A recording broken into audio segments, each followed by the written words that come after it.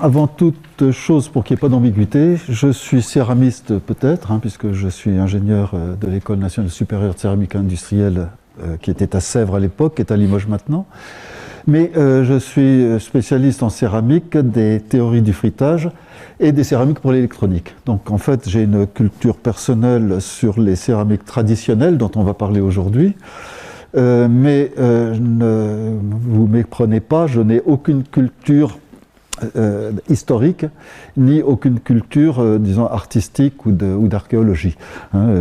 Par contre, pour toutes les céramiques, quelles qu'elles soient, j'ai toujours un œil de technicien qui peut me permettre de remonter un petit peu à la manière dont un objet que j'ai devant moi a été fait. Mais c'est un pur regard de technicien sans aucune référence. Alors ne me posez pas ensuite des questions sur l'histoire, je serai sans doute très sec pour y répondre. Bien, ceci étant dit en introduction, en fait cette conférence, j'en avais fait une il y a 3 ans maintenant, d'une manière beaucoup plus générale sur les céramiques, sur l'ensemble des céramiques. Et donc les quelques premiers éléments seront des rappels de l'introduction de cette conférence. Alors déjà, si vous allez voir dans le dictionnaire ce qu'est une céramique, une céramique, c'est un... Bon, ici, vous avez l'encyclopédie universaliste qui vous en donne un bon exemple, mais vous allez sur le Larousse, vous allez sur le Robert, c'est exactement pareil. C'est l'art de façonner l'argile et d'en fixer les formes par la cuisson. Voilà. Ça, c'est vrai. C'est vrai pour tout ce que je vais vous raconter aujourd'hui, tout à l'heure, mais ce n'est qu'une petite partie, ce n'est que la partie émergée de l'iceberg, si j'ose dire. En fait, il y a des définitions qui sont beaucoup plus explicites et beaucoup plus réalistes vis-à-vis de ce qu'est une céramique, et je tiens à vous les préciser avant pour mieux, disons, introduire la technologie ou la manière de faire ou les objets dont on va parler après. Un produit céramique, alors là, ça ne va pas vous dire grand-chose, parce que pour comprendre cette phrase-là, il faut comprendre ce qui est marqué en jaune. C'est une pièce constituée d'un matériau céramique obtenu par un procédé spécifique qu'on appelle la technologie céramique. Alors quand vous avez ça, vous avez tout, mais vous n'avez rien. Alors voyons, technologie céramique, et là, c'est là que ça commence à être précis. C'est un procédé de fabrication consistant à façonner à la forme désirée un objet composé de poudre minérale. Bon, imaginez vos enfants, vos petits-enfants, à la plage, il faut un château. Ils façonnent un objet composé de poudre minérale.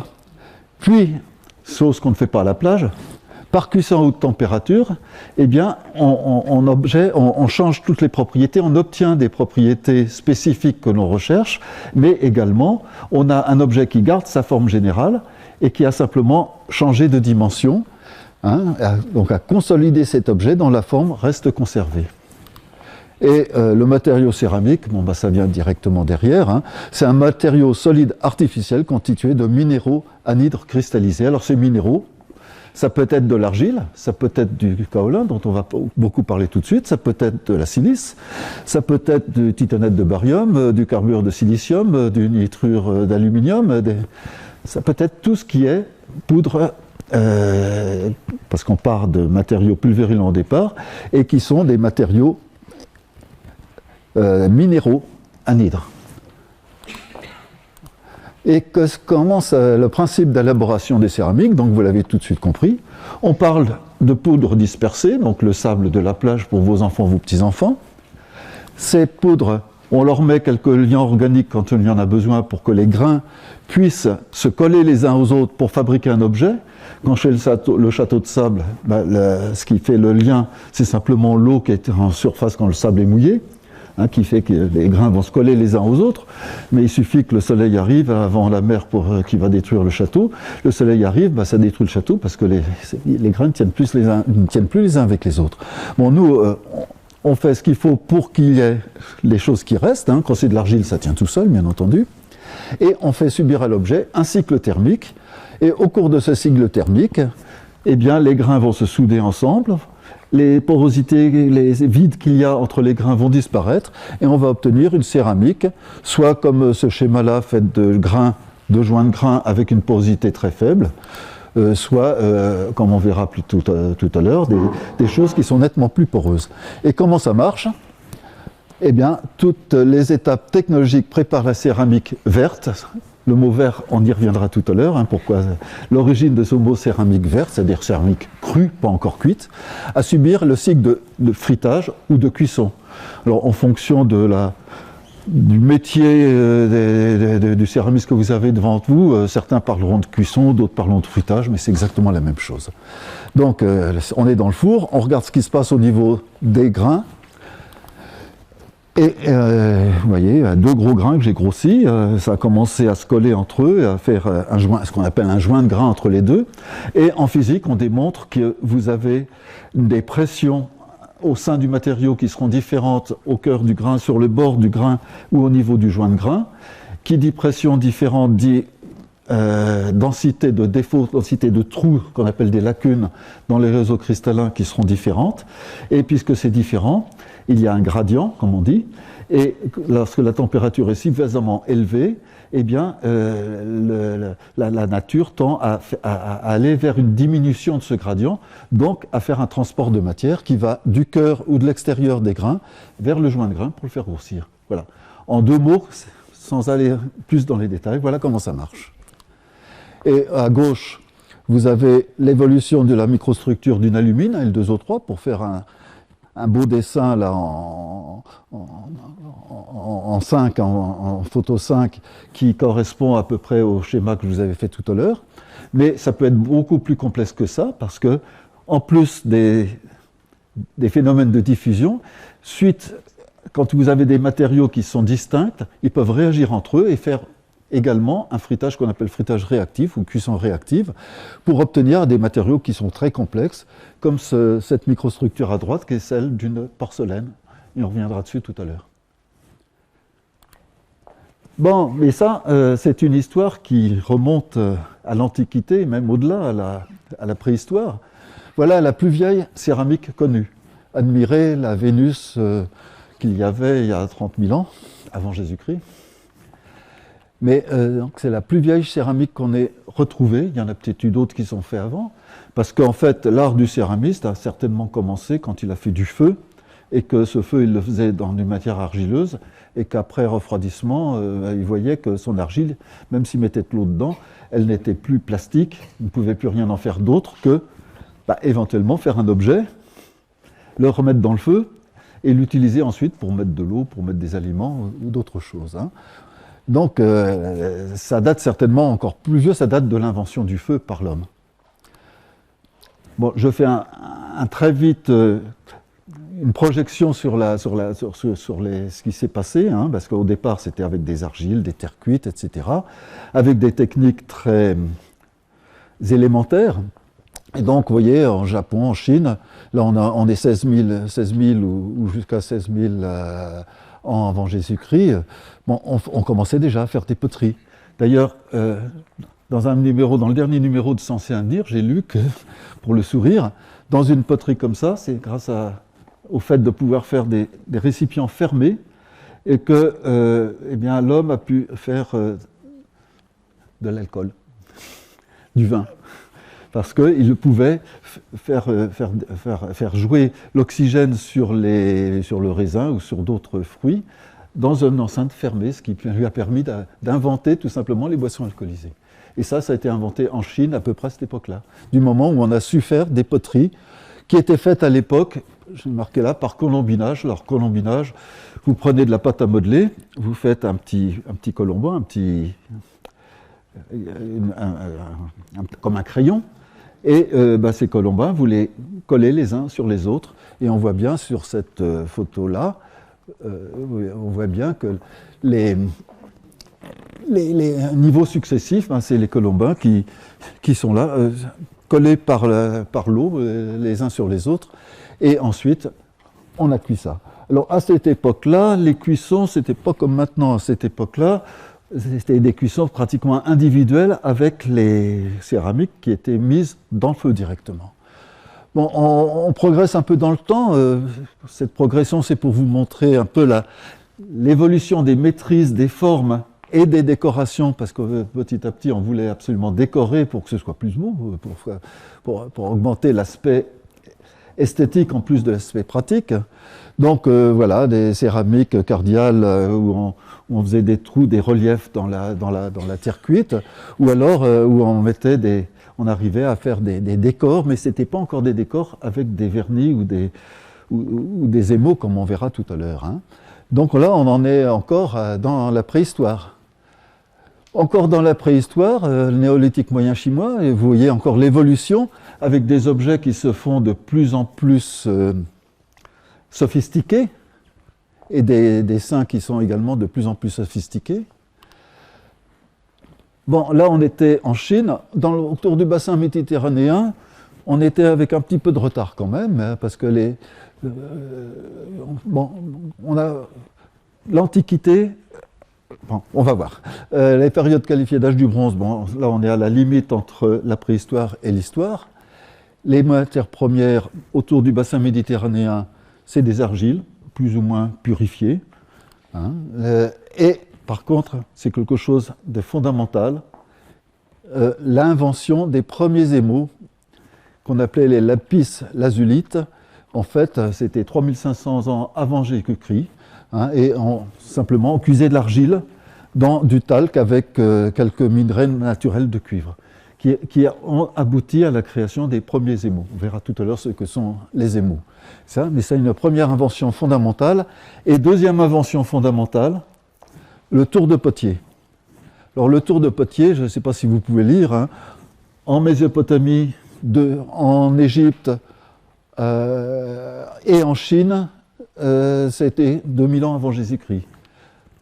En Grèce, un peu plus tard, 1200 ans avant Jésus-Christ. Mais ça, c'est une invention fondamentale, parce qu'on sort de la mise en forme par colombinage pour faire un objet beaucoup plus cohérent, si j'ose dire. Et l'importance du tour de potier, elle est bien mise en évidence, en particulier chez les Grecs, puisque vous voyez là sur ce très vieux vase, un potier qui fait son tour, son aide qui fait tourner le tour, et le tout sous le regard bienveillant d'Athéna, qui était la déesse de l'industrie. C'est pour bien montrer la célébration que les Grecs ont fait. Il y avait eu des médailles aussi de sortie sur le même thème. Hein. L'importance pour les Grecs de cette invention qui a vraiment fait faire un pas énorme dans la technologie céramique.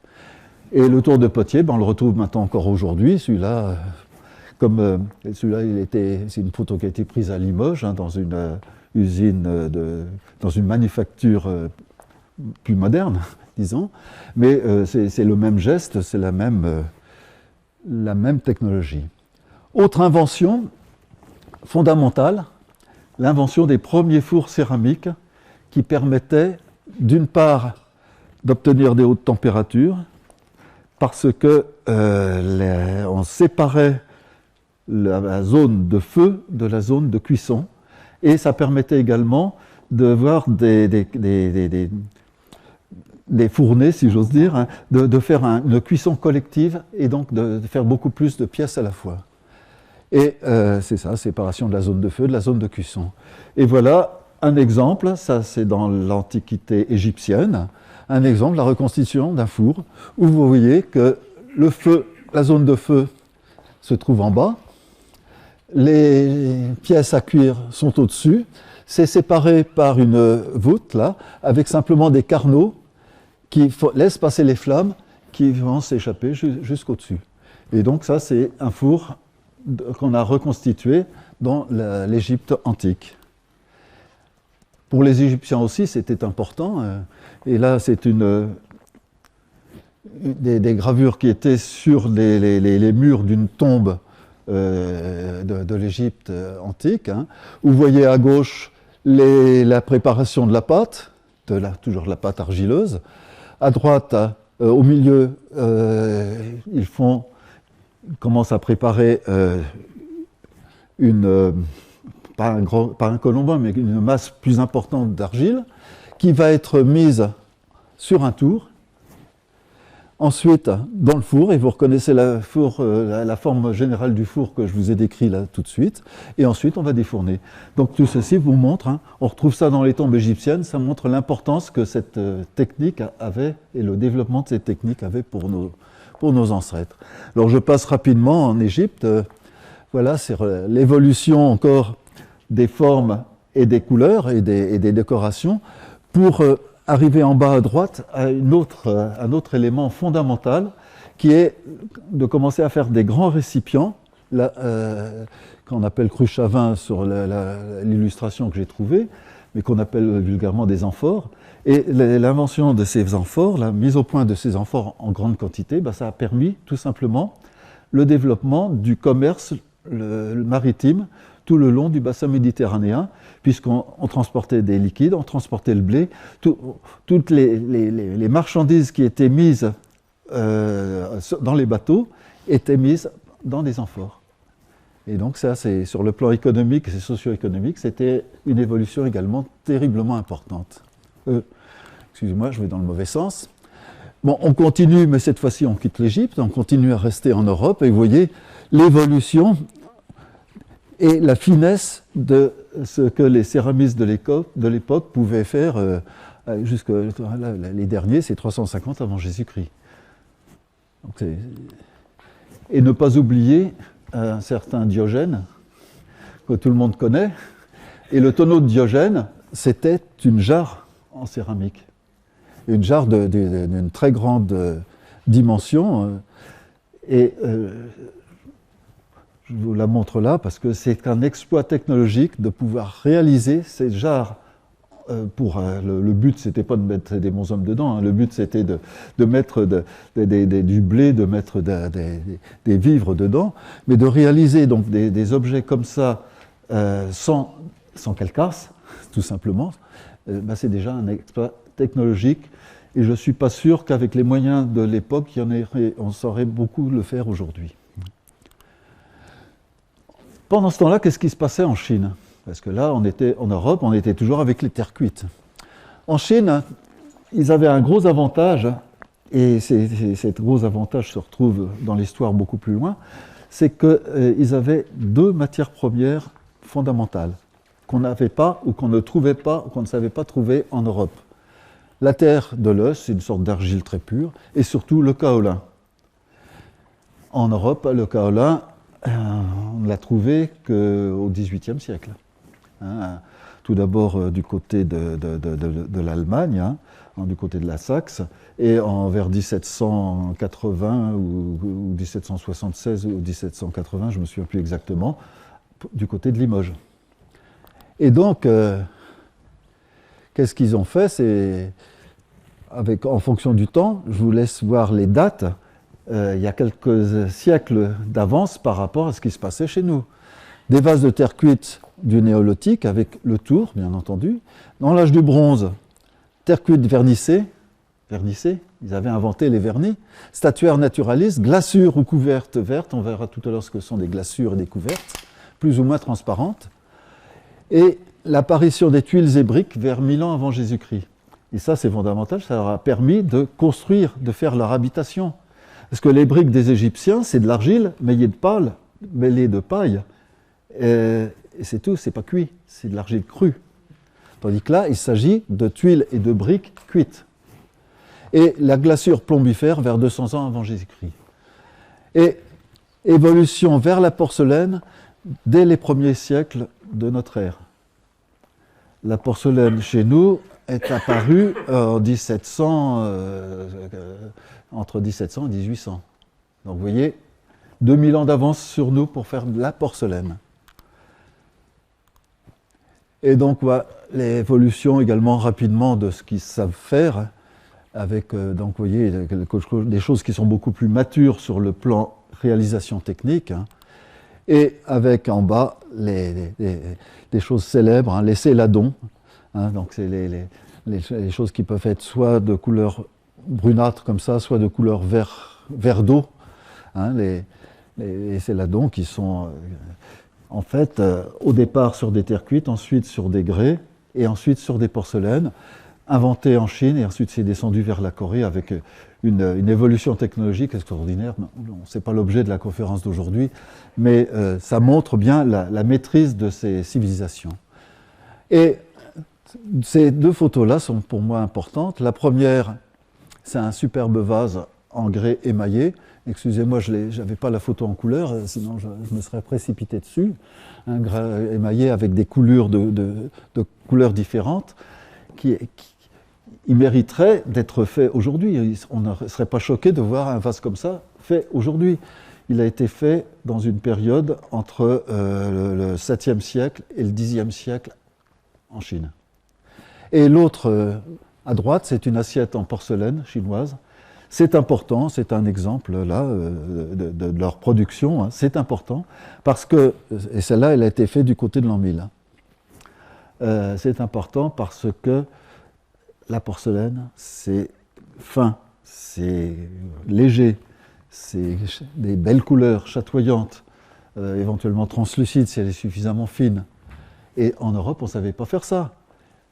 Quand les Européens ont découvert le Moyen-Orient, ben, ils ont découvert toute cette technologie-là. Et à partir de là, ils ont d'une part cherché à faire pareil, mais les Chinois pas fous, ils cachaient tout leur savoir-faire. Et en plus, on n'avait pas les matières premières qui permettaient. Et d'autre part, eh bien, on en voulait. Et ça fait un engouement terrible, la création des compagnies des Indes et autres, et un commerce énorme qui s'est fait entre l'Extrême-Orient et l'Europe, qui était au départ pour importer ces œuvres-là.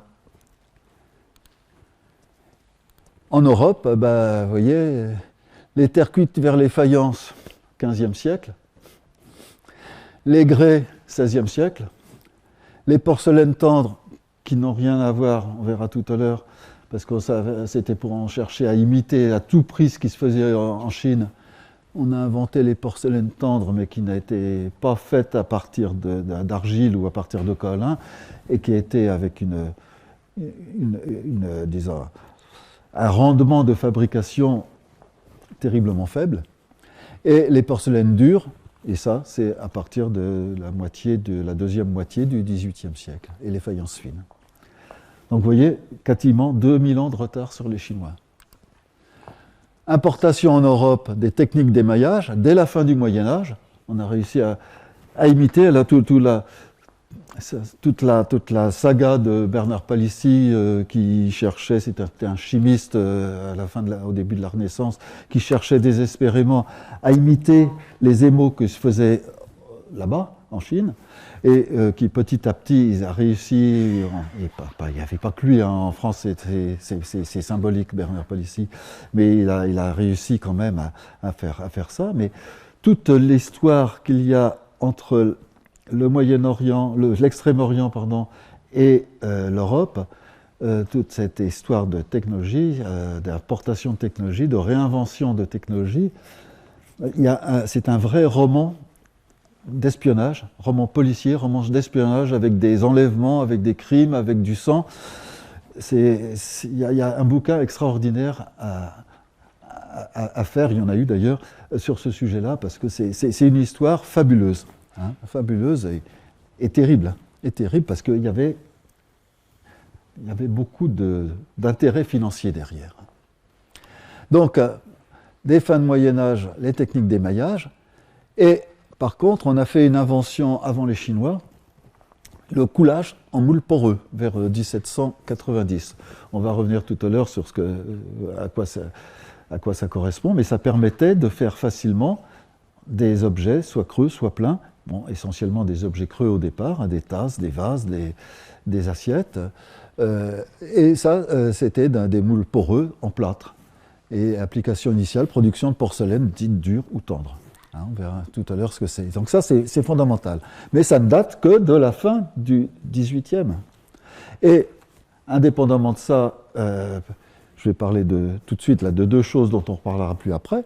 Hein. Développement des fours à chaud, grâce au développement des matériaux réfractaires, à la maîtrise de nouveaux matériaux réfractaires, hein, qui sont continus depuis le XVIIIe siècle, et l'évolution de ça vers la sidérurgie, et toute l'industrie sidérurgique n'a pu se développer au XIXe siècle que parce qu'on avait su faire les matériaux réfractaires qui pouvaient permettre de réaliser les hauts fourneaux et tout le reste des usines de sidérurgie. Le monde des céramiques, maintenant, aujourd'hui, c'est d'une part les céramiques traditionnelles, celles que j'ai évoquées jusqu'à maintenant, ce sont ce qu'on appelle les céramiques traditionnelles, donc les céramiques aluminosilicates, et les réfractaires. Alors aluminosilicates, c'est parce que dedans il y a de l'alumine et il y a de la silice, on verra tout de suite. Hein. Les réfractaires, dont un certain nombre d'entre eux sont également des céramiques aluminosilicates. Et donc les céramiques traditionnelles, c'est ce qu'on savait faire, c'est ce qu'on maîtrisait typiquement jusqu'à la Seconde Guerre mondiale, hein, jusqu'à la fin des années 30, début des années 40. Et derrière ça, vous avez les céramiques dites techniques. Alors quand j'étais à l'école, on n'appelait pas ça céramique technique, hein, c'était il y a 50 ans, on appelait ça céramique nouvelle. Donc depuis 50 ans, elles sont moins nouvelles. Donc on les appelle maintenant céramique technique. Hein. C'est les céramiques application électronique, les céramiques à application thermomécanique. Alors, application électronique, c'est les condensateurs, les ferrites, etc. Tous les composants, ce qu'on appelle les composants passifs céramiques. Céramique à application thermomécanique, c'est les aubes de turbine, c'est le couteau que vous avez dans votre cuisine, c'est des roulements à billes pour haute température ou pour produits abrasifs. Hein. Les céramiques à application nucléaire, il n'y a pas un seul combustible nucléaire qui ne soit pas une céramique. Ils sont tous obligatoirement sous forme céramique. Et les céramiques à application biomédicale, c'est en fait la réparation du corps humain, si vous voulez, hein, pour faire des prothèses, tout bêtement.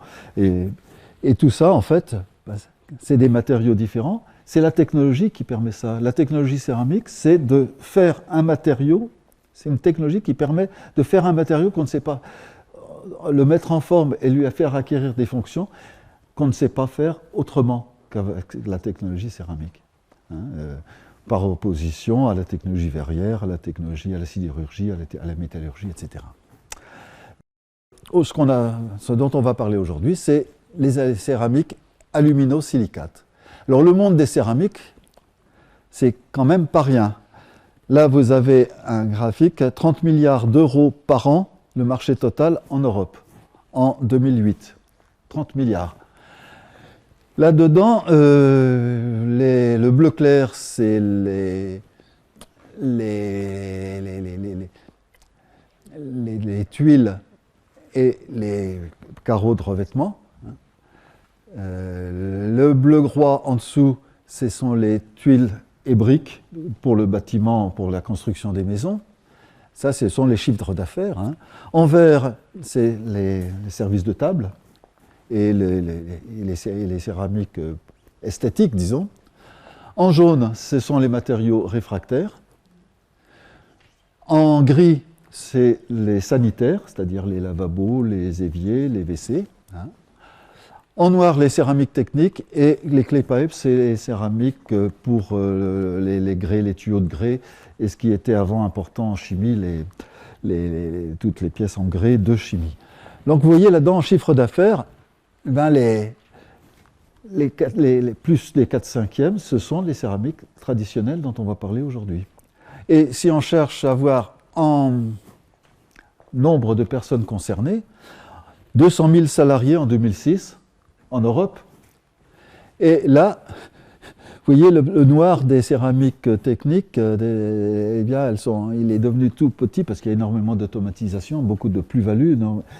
Mais là-dedans, vous avez quasiment 200 000 salariés en 2006 qui faisaient des céramiques traditionnelles en Europe. Donc vous voyez, sur le plan économique, socio-économique et industriel, c'est quand même une importance assez remarquable. Donc maintenant, on va parler de ces fameuses céramiques aluminosilicates. Hein. Le matériau de base, comme je l'ai sous-entendu jusqu'à maintenant, ce sont des matières premières plastiques. C'est-à-dire que le kaolin, les argiles, vous les mouillez, vous pouvez faire une sorte de pâte à modeler. Et les objets en pâte à modeler, vous pouvez les coller les uns aux autres et vous pouvez quand même réaliser comme ça quelque chose qui est un objet qui tient debout. Et donc, le matériau de base, c'est la kaolinite. silice, alumine avec de l'eau, on va voir tout de suite un peu plus en détail, ou des argiles. En fait, la kaolinite, c'est le produit de décomposition du grès. Et plus exactement, le grès est composé, le granit. Le granit est composé de silice, de feldspath et de mica. C'est un mélange de ces trois minéraux. Et la kaolinite, c'est sous l'effet des agressions atmosphériques naturelles, et ben c'est la décomposition des feldspaths qui vous donne ce matériau qui est la kaolinite. Et les argiles, c'est à partir des bassins où il y a la création ou la formation de kaolin, par drainage, par l'eau de pluie qui emmène le kaolin vers les rivières, vers les fleuves, etc. Eh bien, c'est broyé, ça se salit un petit peu, ça se salit avec les oxydes qui rencontrent sur leur chemin, et ça va sédimenter ensuite dans des grands bassins de sédimentation au fond des océans le plus souvent. Eh bien, c'est là que ça vous donnera des argiles.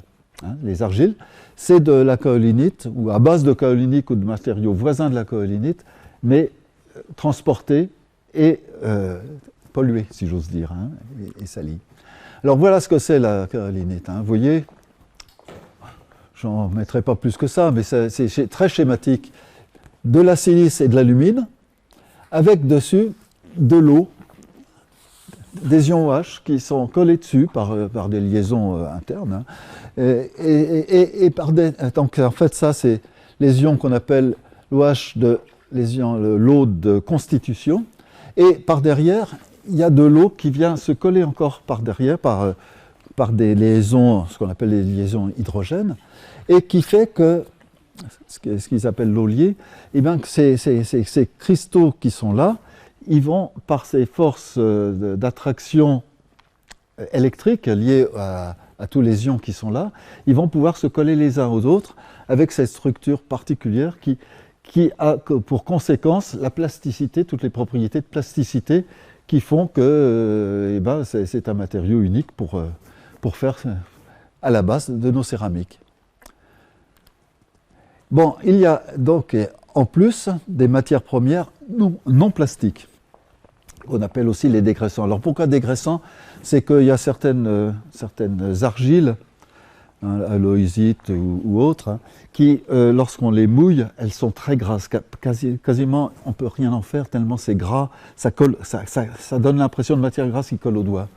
Et pour ça, bien qu'on ait besoin de les utiliser, mais on rajoute des dégraissants qui permettent d'avoir quelque chose de plus cohérent vis-à-vis de la plasticité.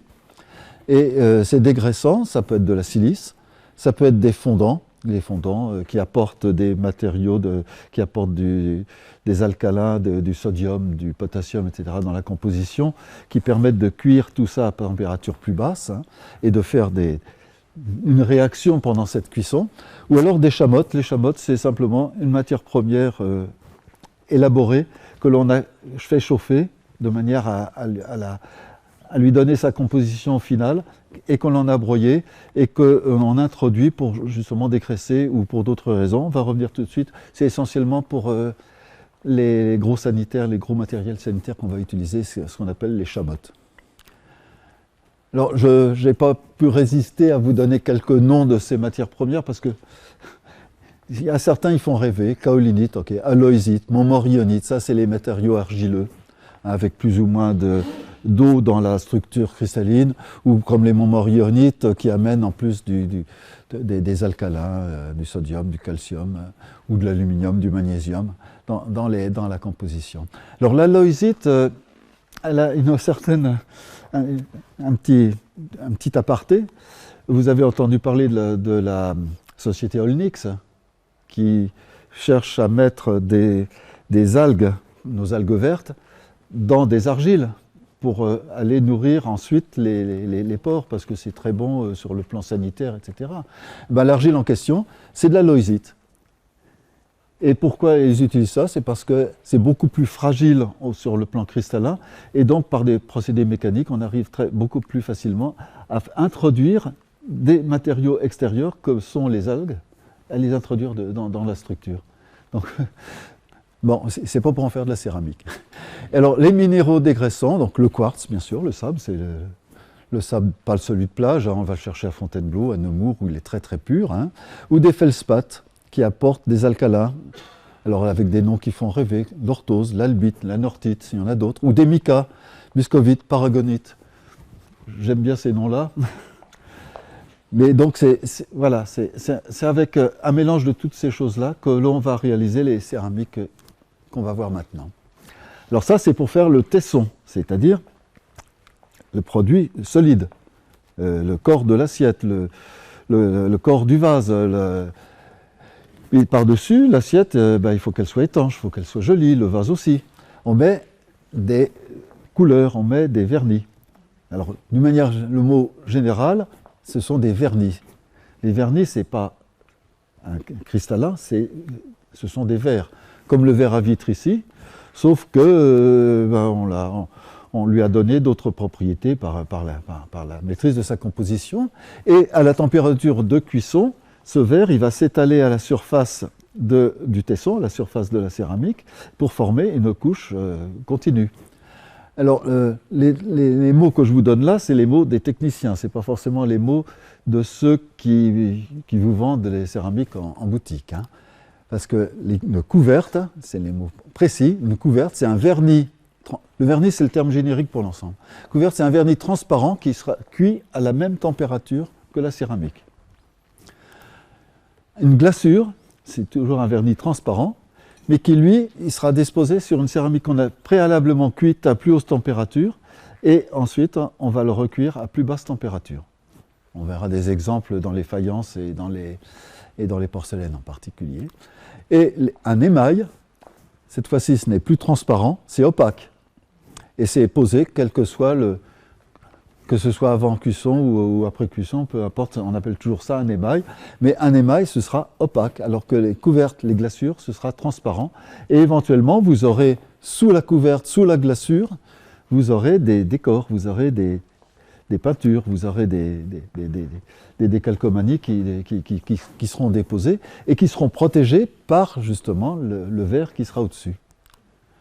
Les couleurs, elles sont obtenues soit par des vernis colorés, par des composants métalliques, hein, modificateur, c'est le terme technique du réseau du verre, hein, où on introduit des impuretés dans le verre de manière à le colorer spécifiquement, ou alors par des pigments. Alors là, les pigments, ce seront des oxydes essentiellement, des oxydes, mais sous forme pulvérilante, que l'on va mélanger au verre, hein, et qui seront, ou qu'on va mélanger, ou qu'on va poser sous le vernis, et qui seront protégés par le vernis. Alors, il y a beaucoup trop de lumière ici, hein, mais les sels de cobalt, ça vous donnera des bleus intenses. Hein. Les composés du chrome, ce sera du vert. Hein. Les composés du cuivre, si vous cuisez en oxydant, ce sera du vert. Si vous cuisez en réducteur, en atmosphère réductrice, eh bien, ça va faire précipiter du cuivre métal qui est rouge. L'étain, ça vous donnera les blancs opaques. Et les composés du fer, ça peut aller de l'ocre jaune et même des choses verdâtres, hein, jusqu'au brun, au marron brun, et ça en fonction du degré d'oxydation du fer, hein, qui changera en fonction de l'atmosphère exacte de cuisson. Donc ce sont des exemples, hein, et on verra tout à l'heure des palettes de couleurs. Et un terme pour utiliser tout ça, on utilise tout ça sous forme de frites de verre. Alors quand j'étais à l'école, vous savez, de ce temps-là, on bisutait encore. Et les bisous qui arrivaient, on leur disait « Bisu, qu'est-ce qu'une frite ?» Alors les pauvres bisous, ils ne savaient pas trop ce que c'était qu'une frite. Ils se demandaient bien qu'il y avait un piège, hein, mais... Enfin bref, une frite pour les céramistes, c'est ça. C'est du verre que l'on a fait couler. Là, vous voyez, la photo est mauvaise, excusez-moi, mais on voit le verre qui coule ici sur un cylindre en acier refroidi à l'eau, ce qui fait que ça le trempe très rapidement, et ensuite on peut le broyer très facilement, de manière à faire une poudre fine, que là, on va pouvoir déposer en surface des céramiques. Alors, autre alternative, c'est de couler le verre, mais vu la couleur, hein, il est du côté de 1400-1500 degrés le verre, là. Hein. C'est le couler dans une chute d'eau, tout simplement, qui assurera la trempe. Et donc c'est ça, la frite de verre. Alors, bisu, qu'est-ce qu'une frite? C'est ça. Oh, il y avait d'autres choses bizarres pendant le bizutage aussi, où on demandait des tas de choses au bisu, les pauvres, ils ne pouvaient pas trouver grand-chose. Alors là, le tesson d'un côté, la couverte ou les vernis de l'autre. Il y a quelques notions importantes pour tout ce qui va suivre là. Tout d'abord, l'accord des vernis et des tessons. Premier principe, le vernis c'est un verre qui est fondu à la température de cuisson. Donc à température de cuisson, vous avez le tesson qui est solide et le verre qui est liquide au-dessus, qui est fondu, mais qui va s'accrocher par des liaisons physico-chimiques, qui va s'accrocher sur le tesson. Et en refroidissant, eh bien, le verre il va se figer de plus en plus, sa viscosité va augmenter et il deviendra rigide. Et il faut voir qu'à ce moment-là, eh bien, les deux devront subir le refroidissement conjointement. Deuxième principe, les coefficients de dilatation du verre et du tesson sont d'autant plus faibles que la température de cuisson est élevée. On y reviendra tout à l'heure. Et ça, c'est important. Parce que si les coefficients de dilatation du verre et de la céramique en dessous, ils ne collent pas, eh ben, on aura quelques petits soucis de réalisation. Troisième principe, un verre est d'autant plus résistant qu'on appuie dessus, mais par contre, quand on tire dessus à la traction, il se casse. Ou en flexion, ce qui revient au même, la flexion et la traction, c'est à peu près la même chose en termes de mécanique, il se casse aussi très facilement. Un verre, une céramique aussi d'ailleurs, c'est solide lorsqu'on lui donne des efforts de pression et c'est fragile dans l'autre sens. Première conséquence, déjà, attention au choc thermique pour les produits à faible température de cuisson, puisque ce sont ceux qui ont les forts coefficients de dilatation. Et un choc thermique, c'est des choses qui amèneront des gradients de température dans la pièce, et à ce moment-là, il y aura de la casse, tout simplement. Et autre conséquence, et là c'est quelque chose qui est très utile de savoir, hein, le tressaillage, que certains appellent faïençage, eh bien, ça tient au fait que le verre peut avoir un coefficient de dilatation supérieur à celui du tesson sur lequel il est posé. Donc, à haute température, au moment où le verre se fige suffisamment pour être considéré pratiquement comme un solide, ils sont ensemble. Et si, en refroidissant, eh bien, vous avez le verre qui se contracte plus, donc qui prend plus de retrait que la céramique, à ce moment-là, le verre il sera sous tension. Et étant sous tension, il va casser. Donc, qu'est-ce que ça pour dans ce cas-là? Défaut d'étanchéité, en particulier sur des faïences, avec introduction potentielle de liquide dans un tesson qui sera poreux en dessous. Et donc, derrière ça, il y a des problèmes sanitaires pour les vaisselles. Mais également, on peut rechercher un effet esthétique certain. Hein. Donc, vous voyez ici à gauche un tressaillage en fort grandissement, et à droite, c'est un effet esthétique qui a été recherché pour ce vase. Hein. Donc, on peut chercher à le maîtriser pour faire beau. Mais quand c'est le bol de votre petit déjeuner qui est tout essaillé, c'est un vrai bouillon de culture à l'intérieur. Dans l'autre sens, l'écaillage, hein, c'est l'inverse. Lorsque le coefficient de dilatation du verre il est inférieur à celui de la céramique, hein, eh bien, ça n'a aucun intérêt, mais on va avoir tendance à avoir le verre qui va se casser tellement et aller se recouvrer au niveau des blessures. Et ça peut donner, par exemple, ceci, vous voyez les morceaux d'émail ici qui ont sauté, donc là, mais ça n'a aucun intérêt.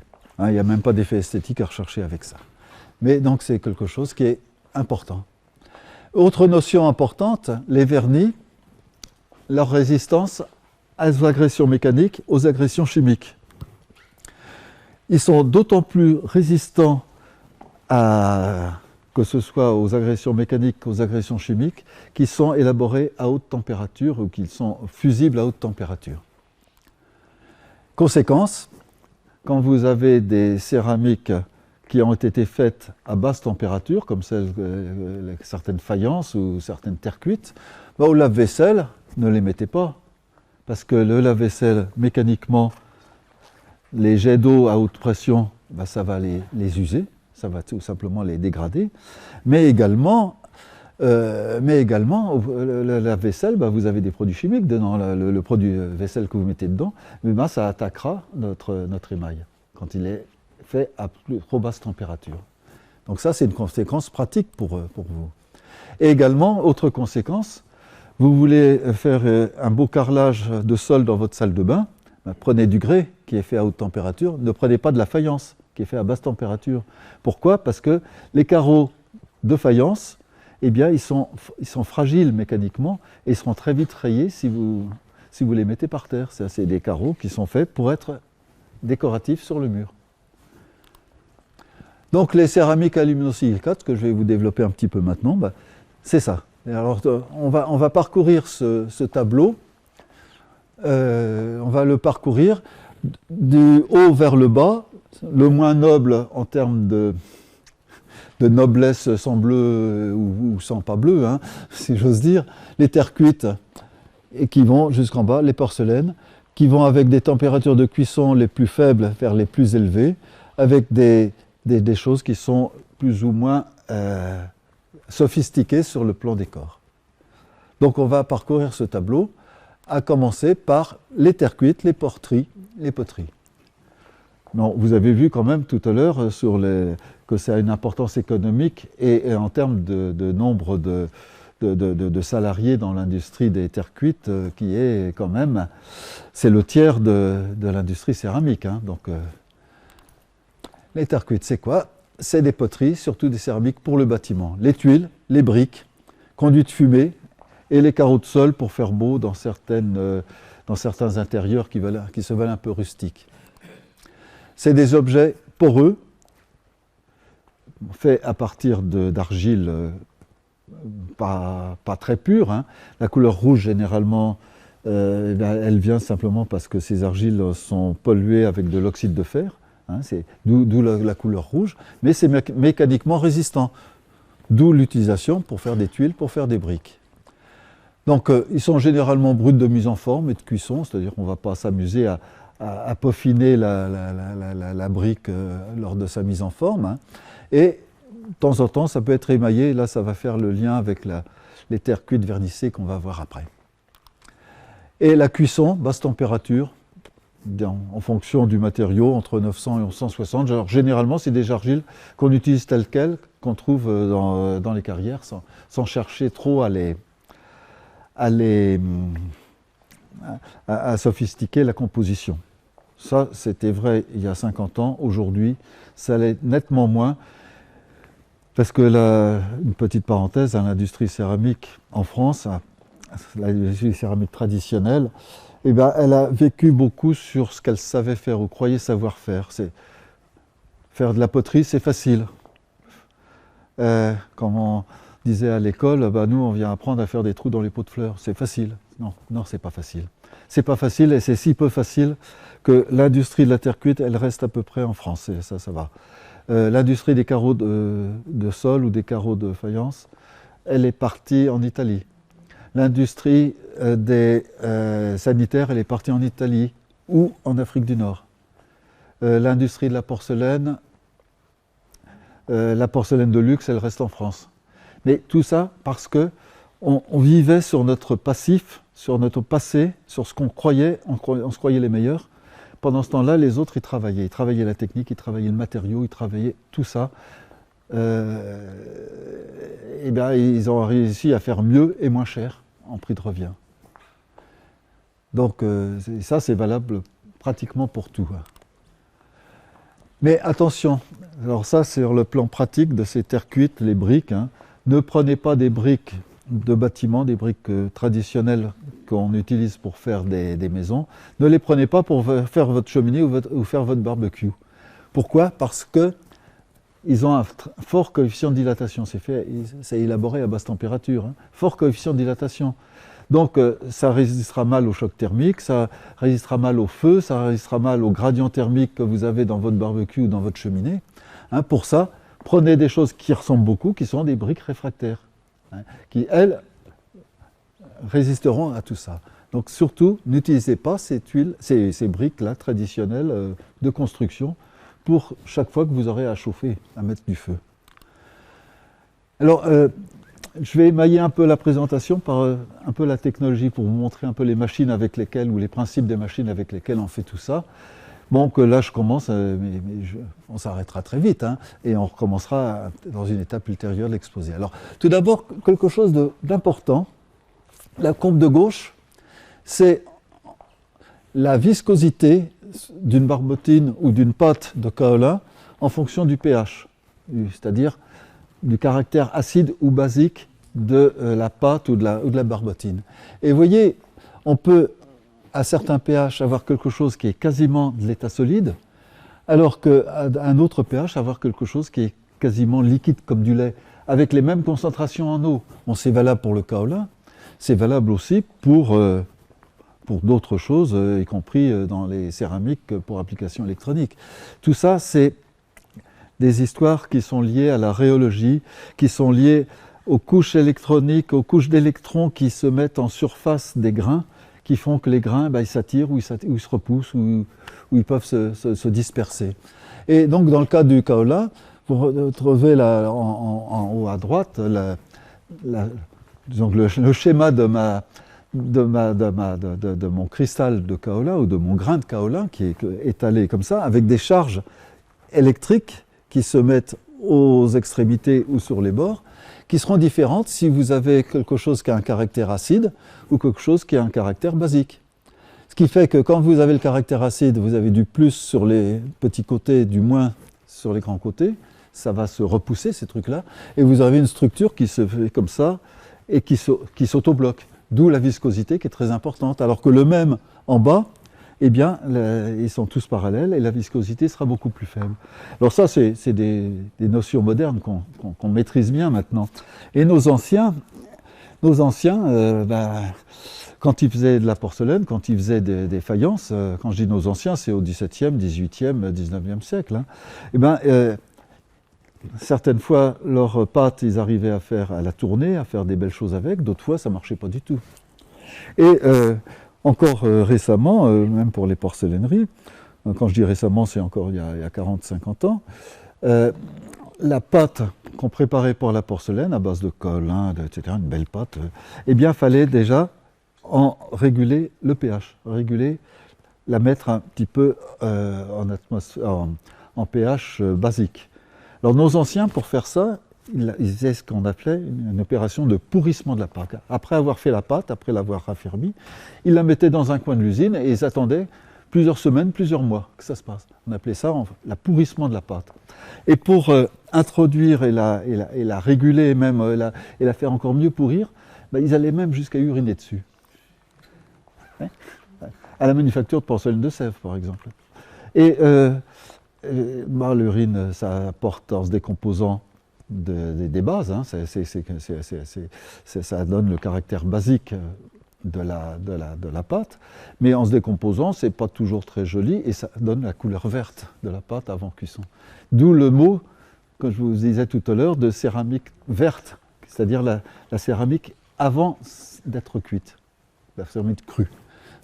L'expression vient de là.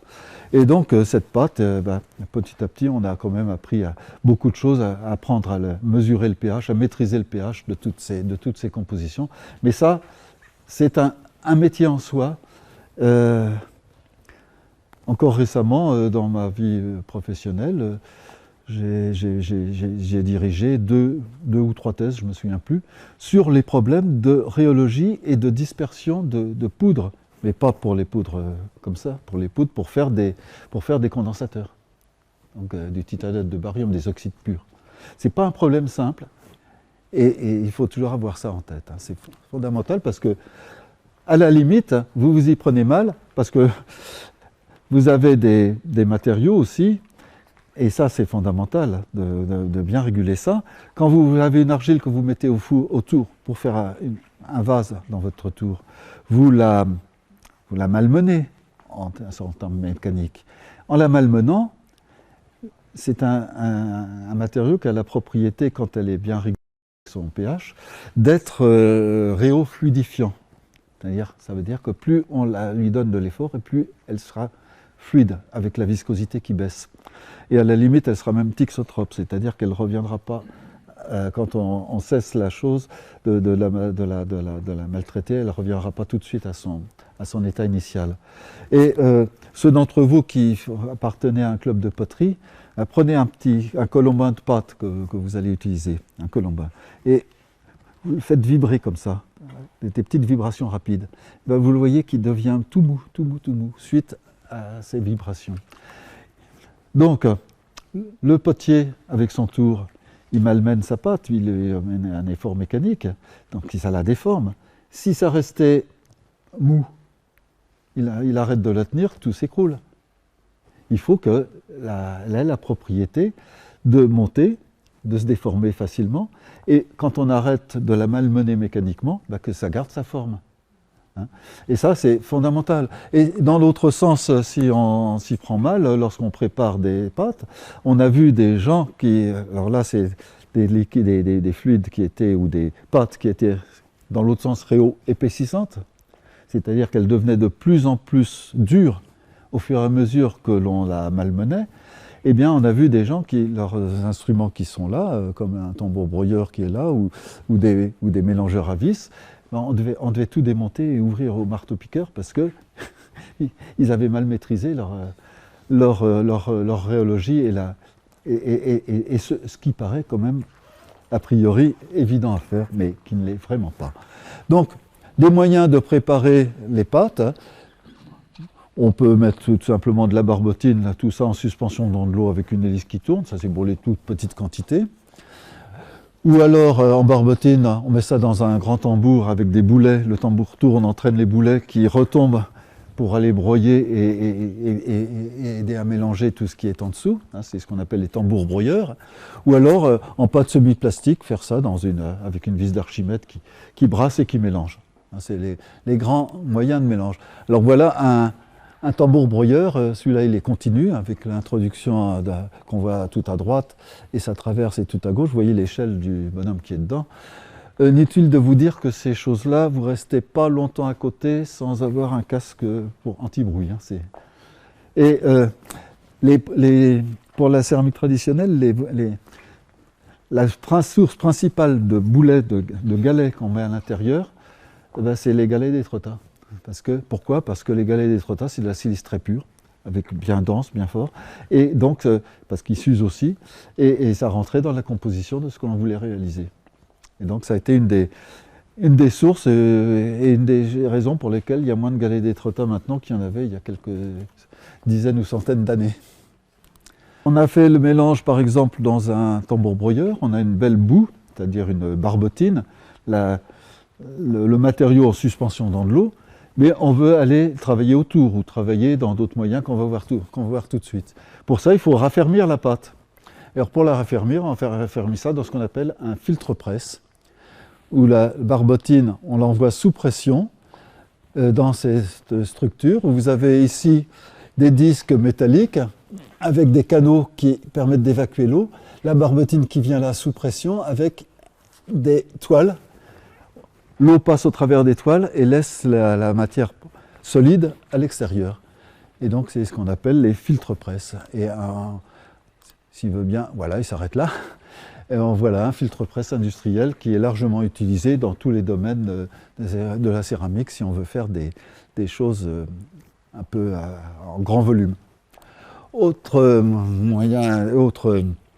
utilisation par exemple de cette pâte raffermie dans un filtre-presse, c'est l'extrusion, où on chasse la pâte au travers d'un calibre qui permet de faire des briques pleines, des briques creuses. Donc c'est un moyen, chaque fois que l'on peut faire des choses qui ont une symétrie dans le sens de la longueur. Donc ce qu'on appelle l'extrusion, et avec Une belle extrudeuse utilisée dans l'industrie des briques en dessous, hein, où on voit ici l'introduction de la pâte qui est là.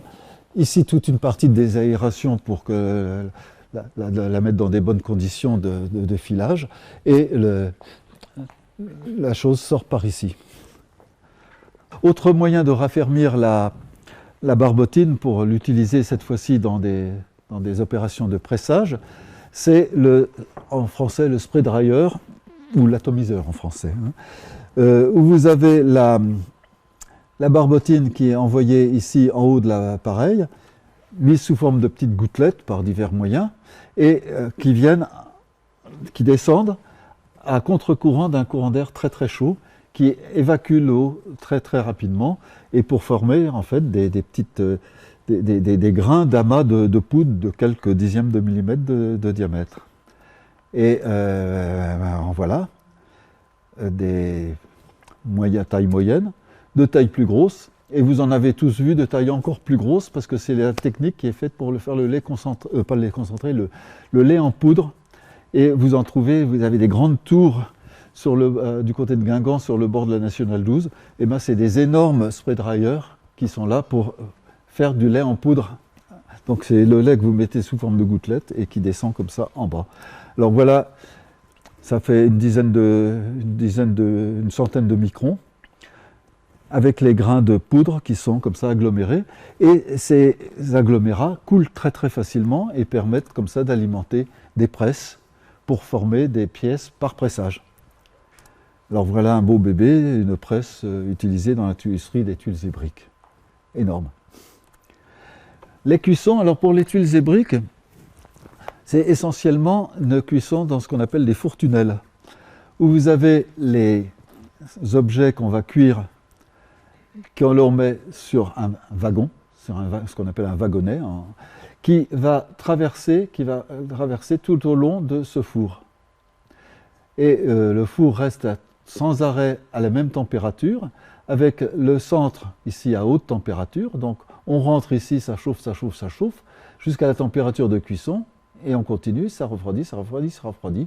À la sortie de ça, un transborder, on va sur une voie parallèle, où on décharge dans un premier temps, et on recharge de l'autre côté, voie parallèle, et on recommence comme ça. Alors voilà un exemple d'un four tunnel avec des cuissons de briques. Ça c'est un petit, il ne fait guère que 3-4 mètres de large, j'en ai vu qui faisait 15 mètres de large à peu près, et ça peut aller jusqu'à 150 mètres de long, ces fours. Donc c'est des outils industriels assez lourds, assez lourds. Le chauffage, c'est chauffage électrique ou chauffage à gaz, ça dépend. Mais donc les plus gros que j'ai jamais vus, c'est quand même pour faire ces tuiles et briques là. Alors voilà des exemples de poterie, là. Il suffit d'aller dans la jardinerie à côté pour en voir. Les maisons avec des tuiles, des briques de toutes formes, et aujourd'hui en particulier avec l'évolution des exigences en termes d'isolation thermique, c'est quelque chose qui est particulièrement apprécié.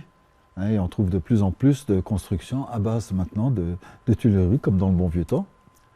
Les tuiles, elles peuvent être plus ou moins vernissées, comme ces toits-là en Bourgogne, donc des effets décoratifs certains. Mais on suit quand même les évolutions modernes, puisqu'on fait même des tuiles avec des cellules solaires incorporées. Dans l'ancien temps, exemple d'Albi, des villes entières ont été faites en briques, et même des cathédrales.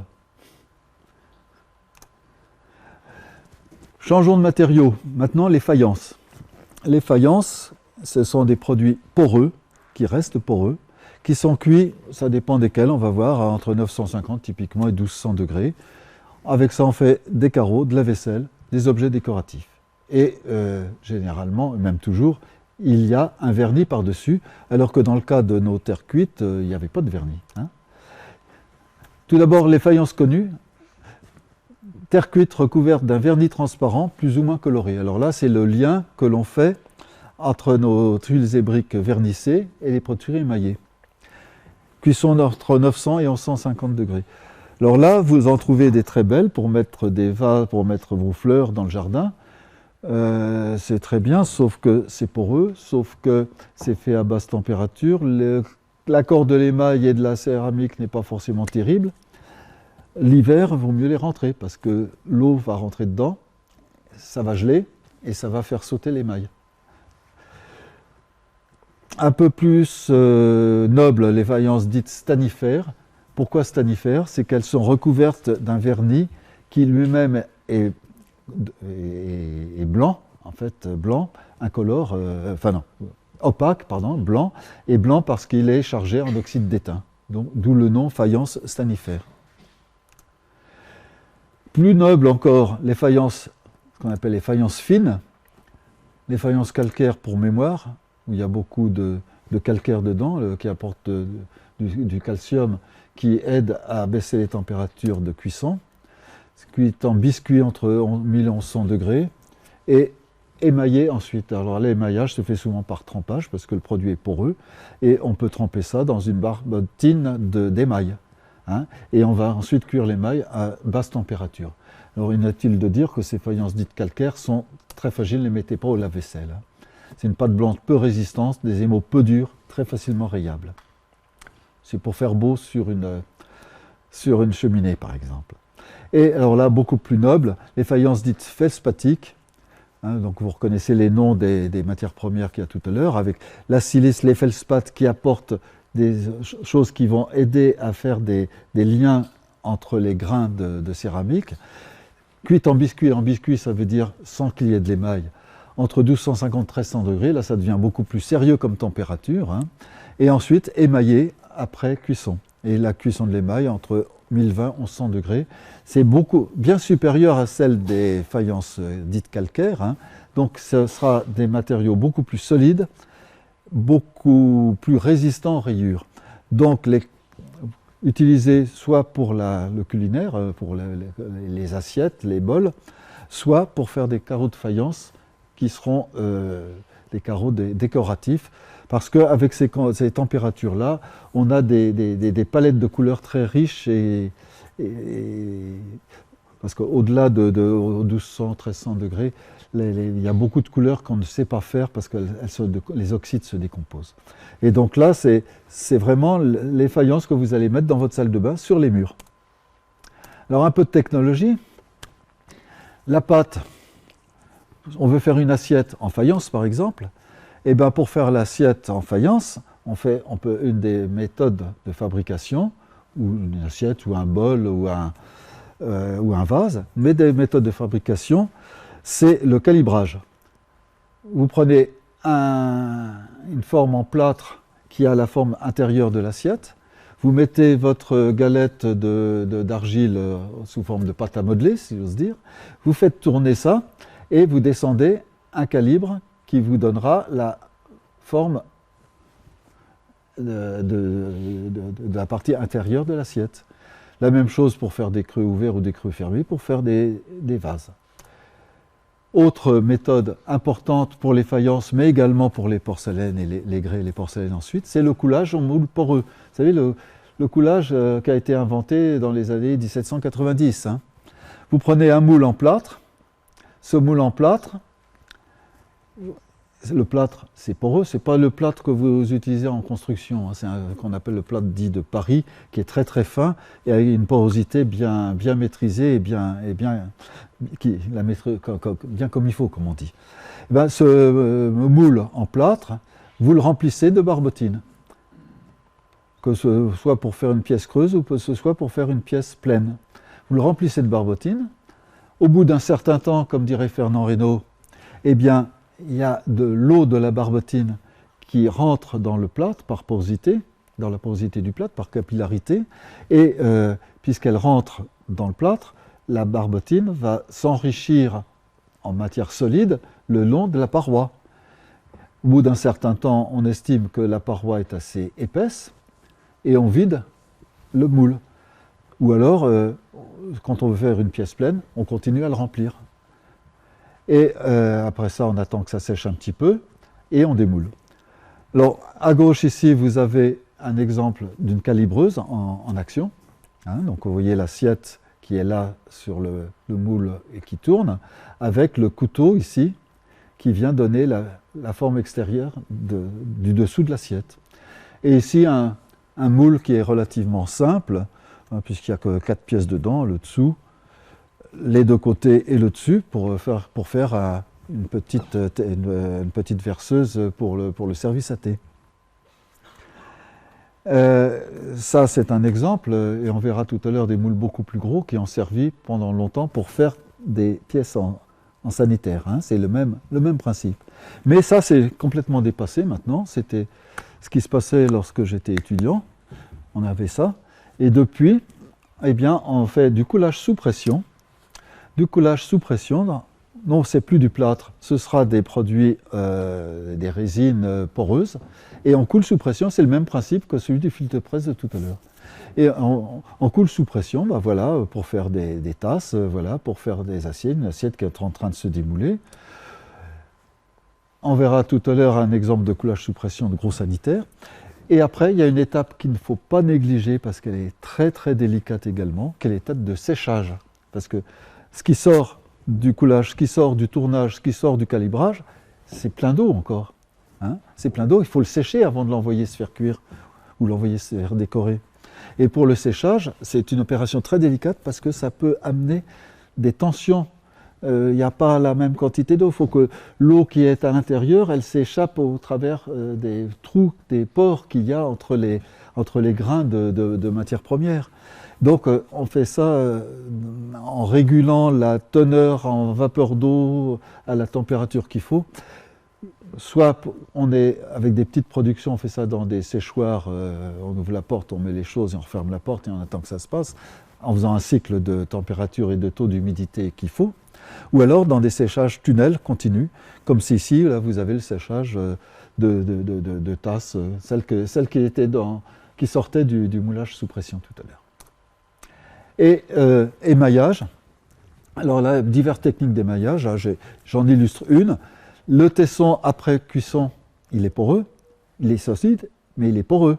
Alors, quand on parle de faïence, hein, ou dans le cas de porcelaine, dans certains cas de porcelaine de certains grès, on verra tout à l'heure, que on fait une première cuisson qu'on appelle un dégourdi à basse température, où le matériau reste poreux, mais peut être manipulé, peut être solide, et on le trempe dans la barbotine d'émail, on le trempe, on le sort, et ça permet de déposer comme ça, d'une manière très, très régulière, l'émail ou la couverte sur le tesson.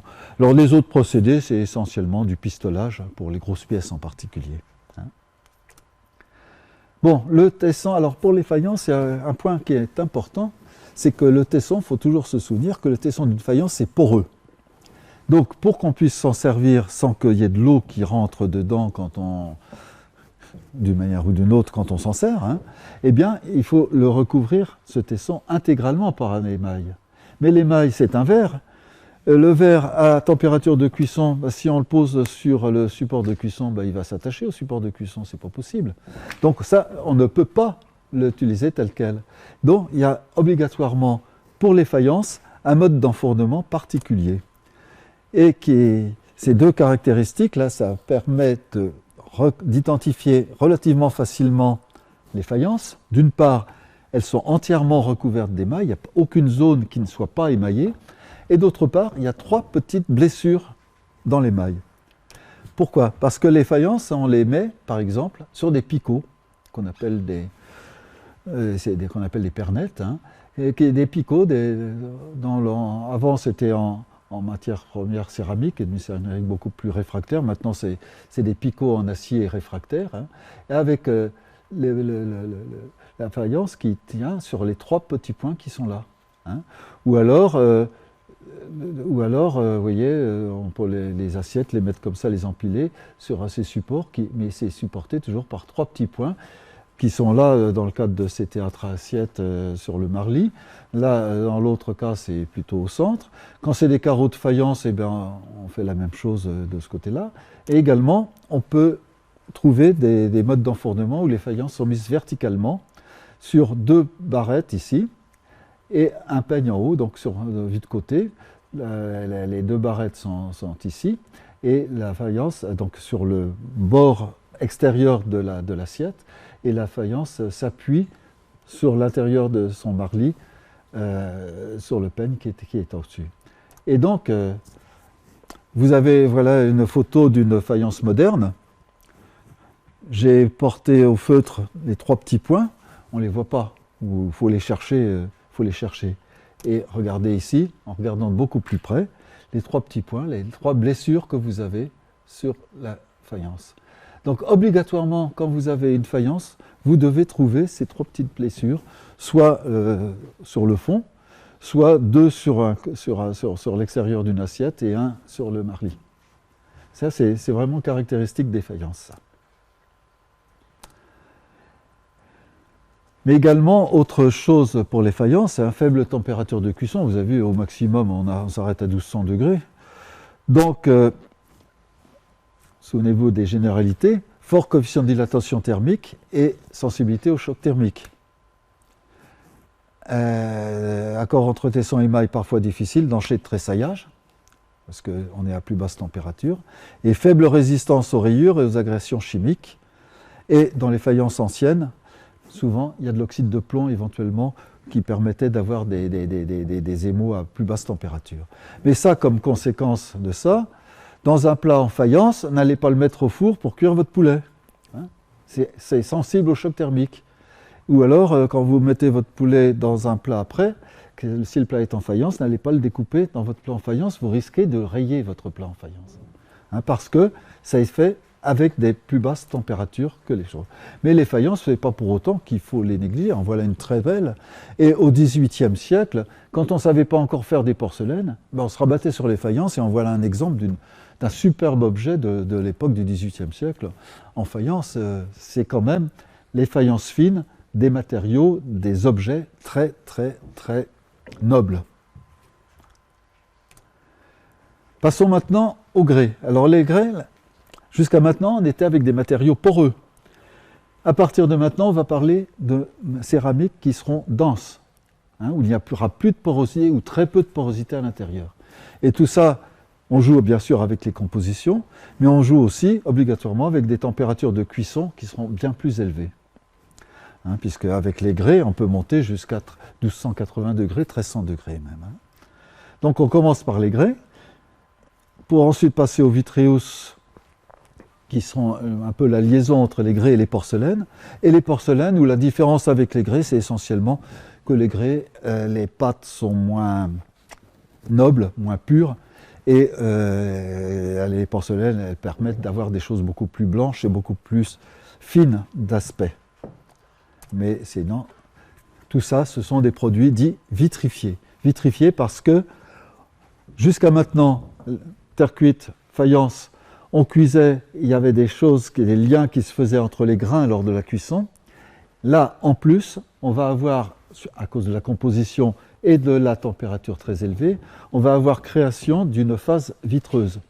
Et à la limite, cette phase vitreuse, elle sera prépondérante. Et dans le cas des porcelaines, vous verrez, on va à la limite de la fusion quand on cuit les porcelaines. Un grès, c'est beaucoup plus grossier, mais on ne va pas jusqu'à une telle limite, donc c'est beaucoup plus facile à cuire. Hein, c'est des produits vitrifiés, opaques, les grès, contrairement aux porcelaines, et on verra, c'est translucide, mais imperméables, très durs, mécaniquement très durs. Avec ou non des vernis de grand feu. De grand feu, ça veut dire cuit à haute température. Et les températures de cuisson entre 1250 et 1290 degrés. Vous voyez, on a passé un stade. À 1280, 1300 degrés, vous êtes obligé de mettre des lunettes de soleil pour regarder dans le four. Hein.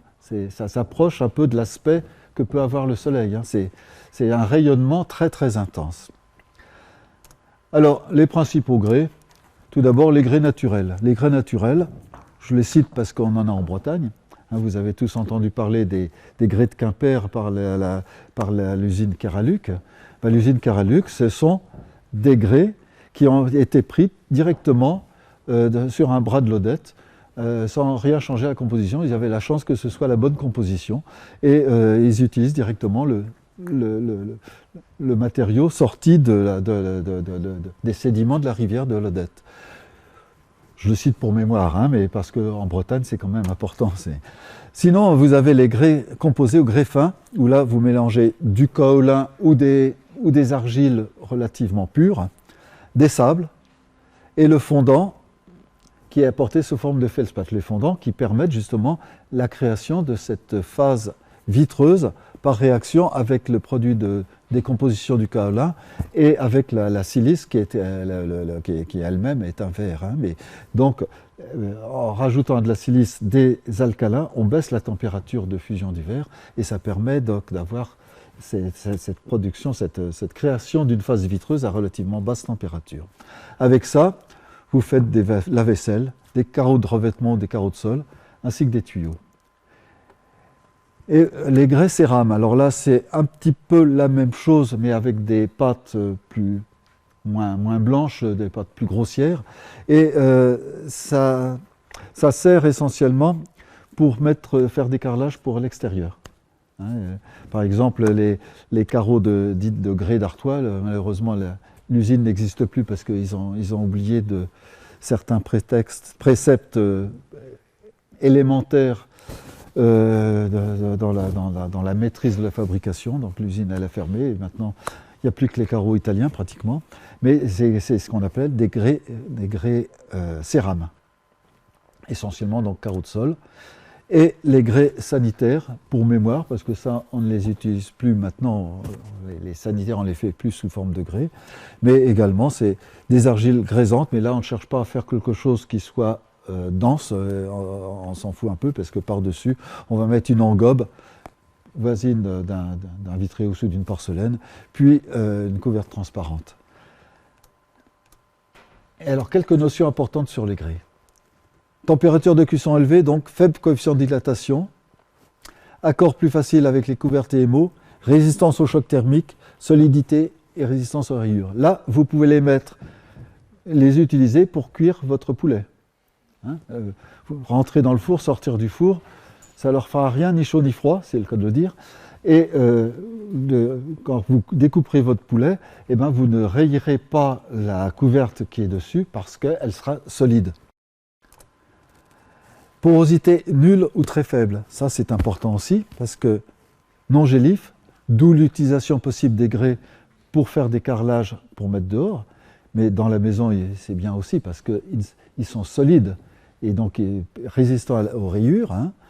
Et ça a été important, application pour les tuyaux et la chimie.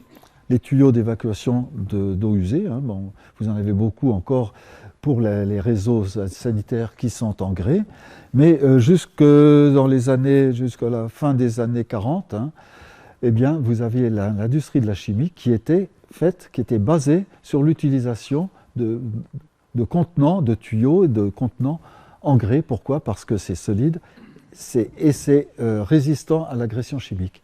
Hein, mon père qui était dans l'industrie, pendant la guerre, il a été réquisitionné. Pourquoi? Parce qu'il travaillait dans une usine qui fabriquait des pièces en grès pour la chimie.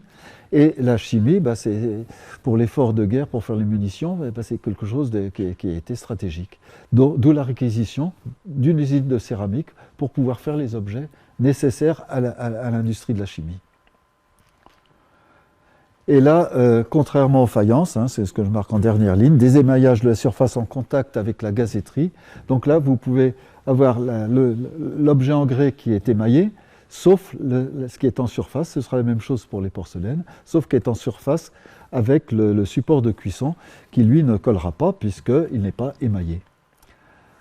Alors, une petite parenthèse, hein, c'était important pour les grès de chimie, mais c'est important aussi parce que sur le plan esthétique, c'est souvent recherché, ce qu'on appelle les grès au sel. Alors les grès au sel, en voilà des exemples, hein, faits dans la même usine que celle qui faisait des produits pour l'industrie chimique. Hein.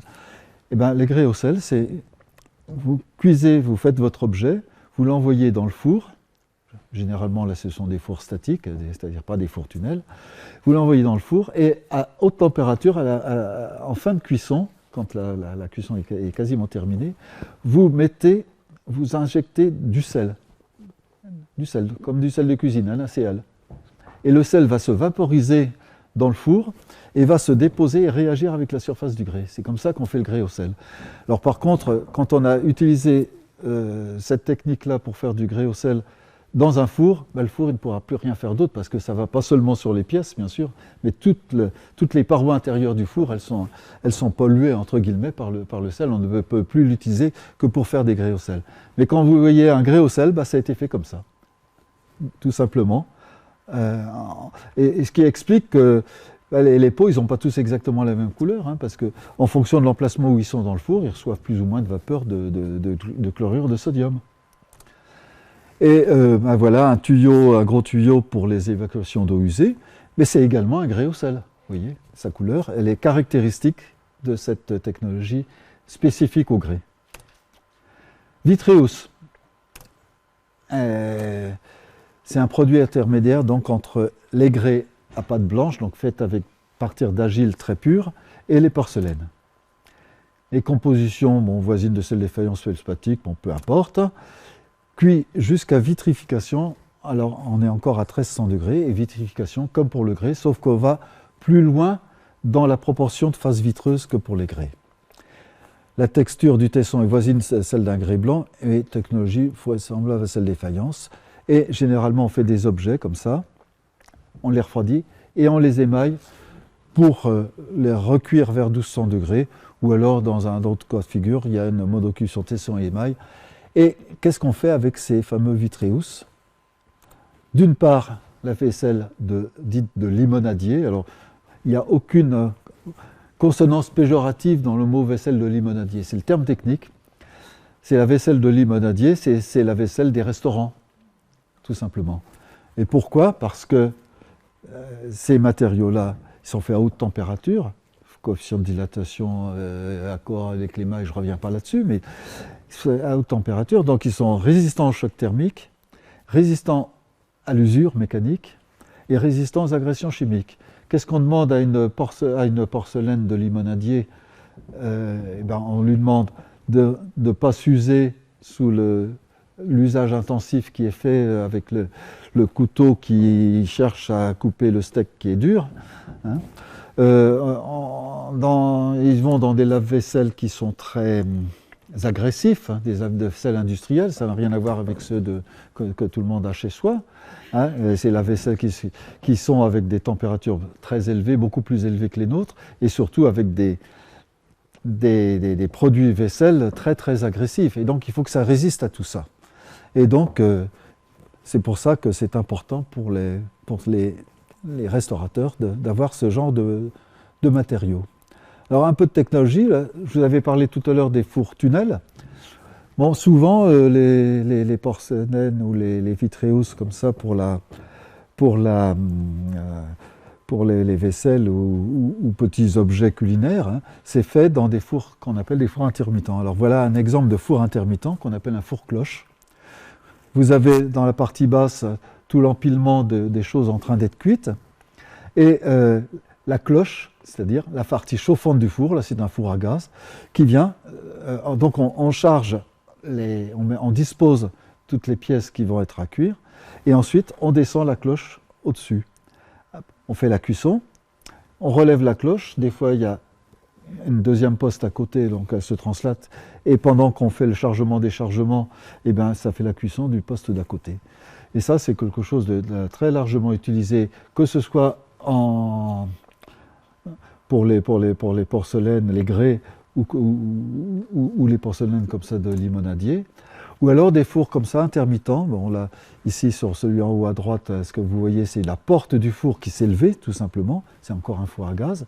Et les objets qui sont cuits sont disposés sur toute la gazéterie de cuisson, à l'extérieur du four et amenés par un Fenwick à l'intérieur du four. Donc ici, vous avez un gros, en bas à gauche, vous en avez un beaucoup plus petit. Mais également, on sait utiliser les fours tunnels, et voilà un petit four tunnel, un exemple d'un petit four tunnel pour cuire des assiettes et des tasses.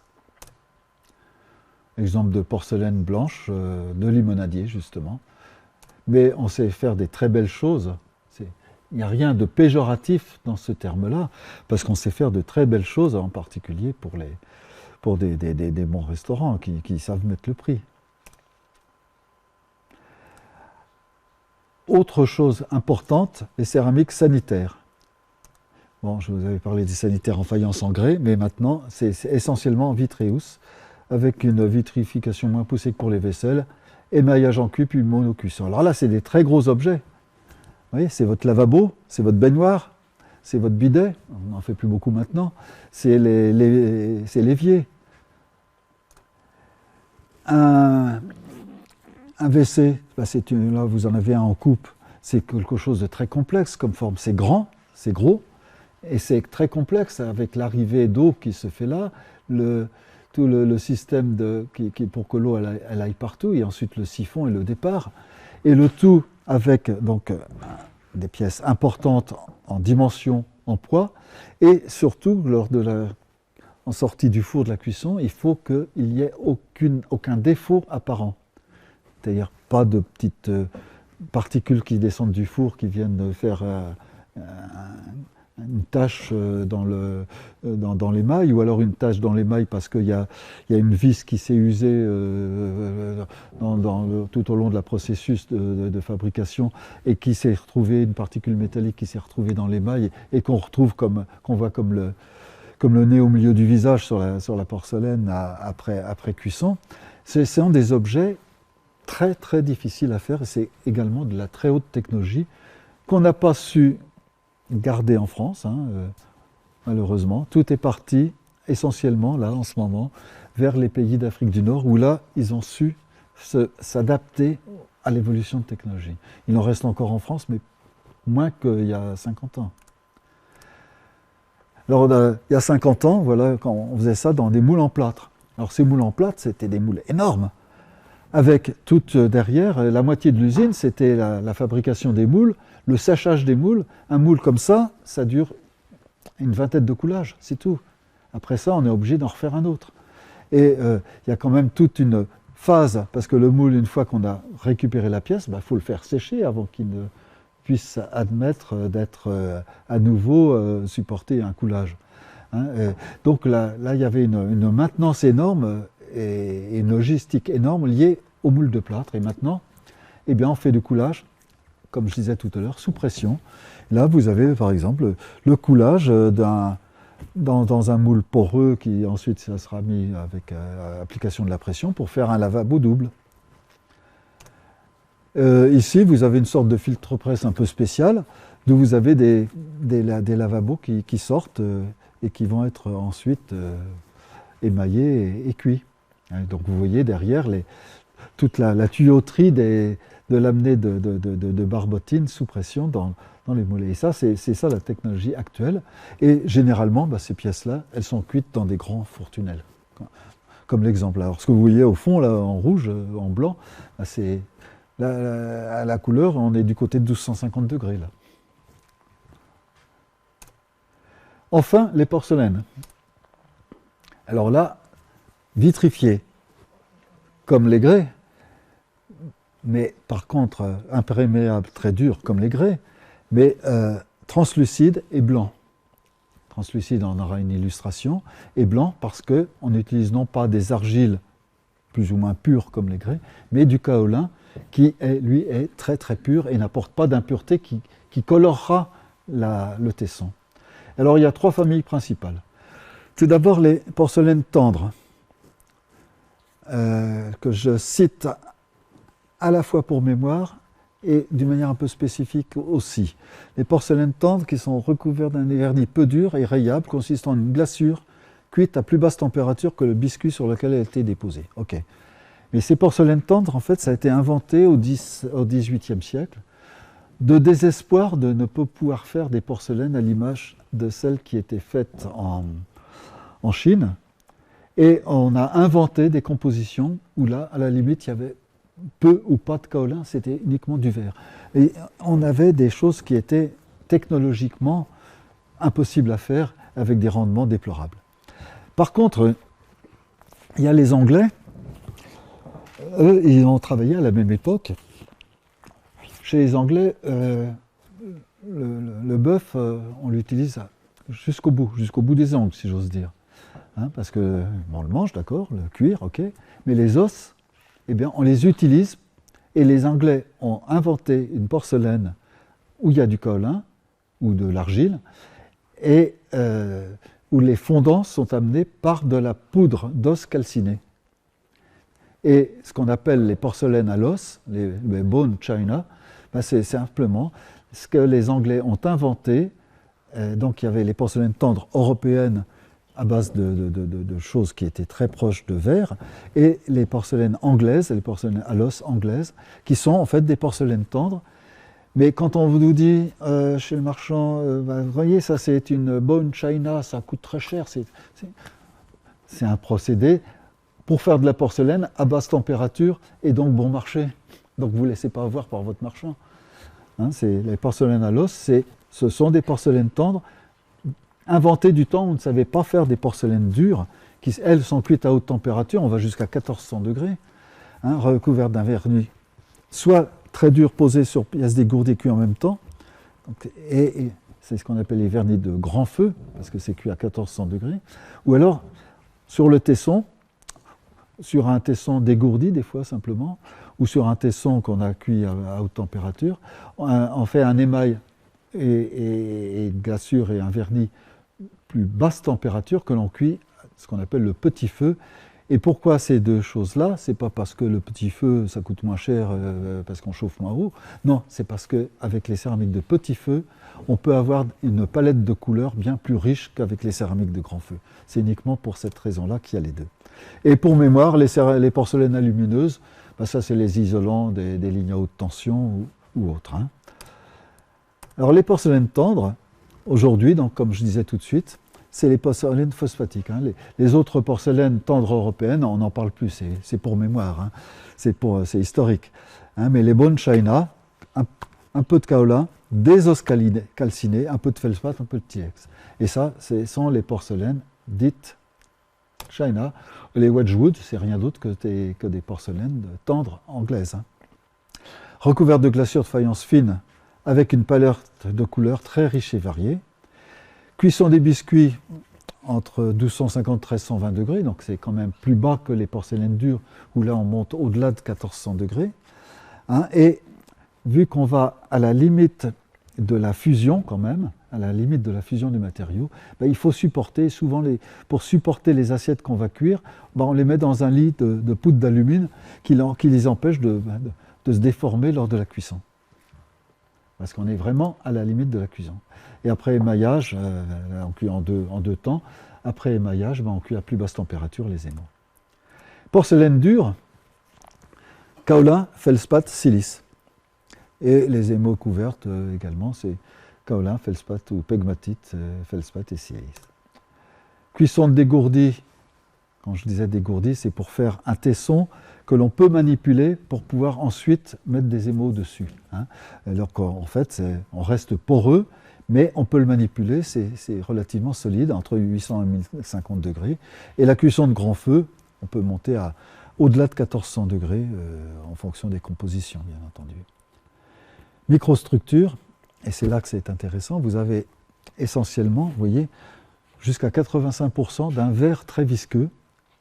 Et pourquoi ça tient à peu près bien, c'est que dans le verre, vous avez, suite à la décomposition du kaolin pendant la cuisson et sa réaction avec les autres constituants, un matériau qui se crée, hein, qui s'appelle la mullite, qui se crée sous forme d'aiguilles et d'aiguilles enchevêtrées.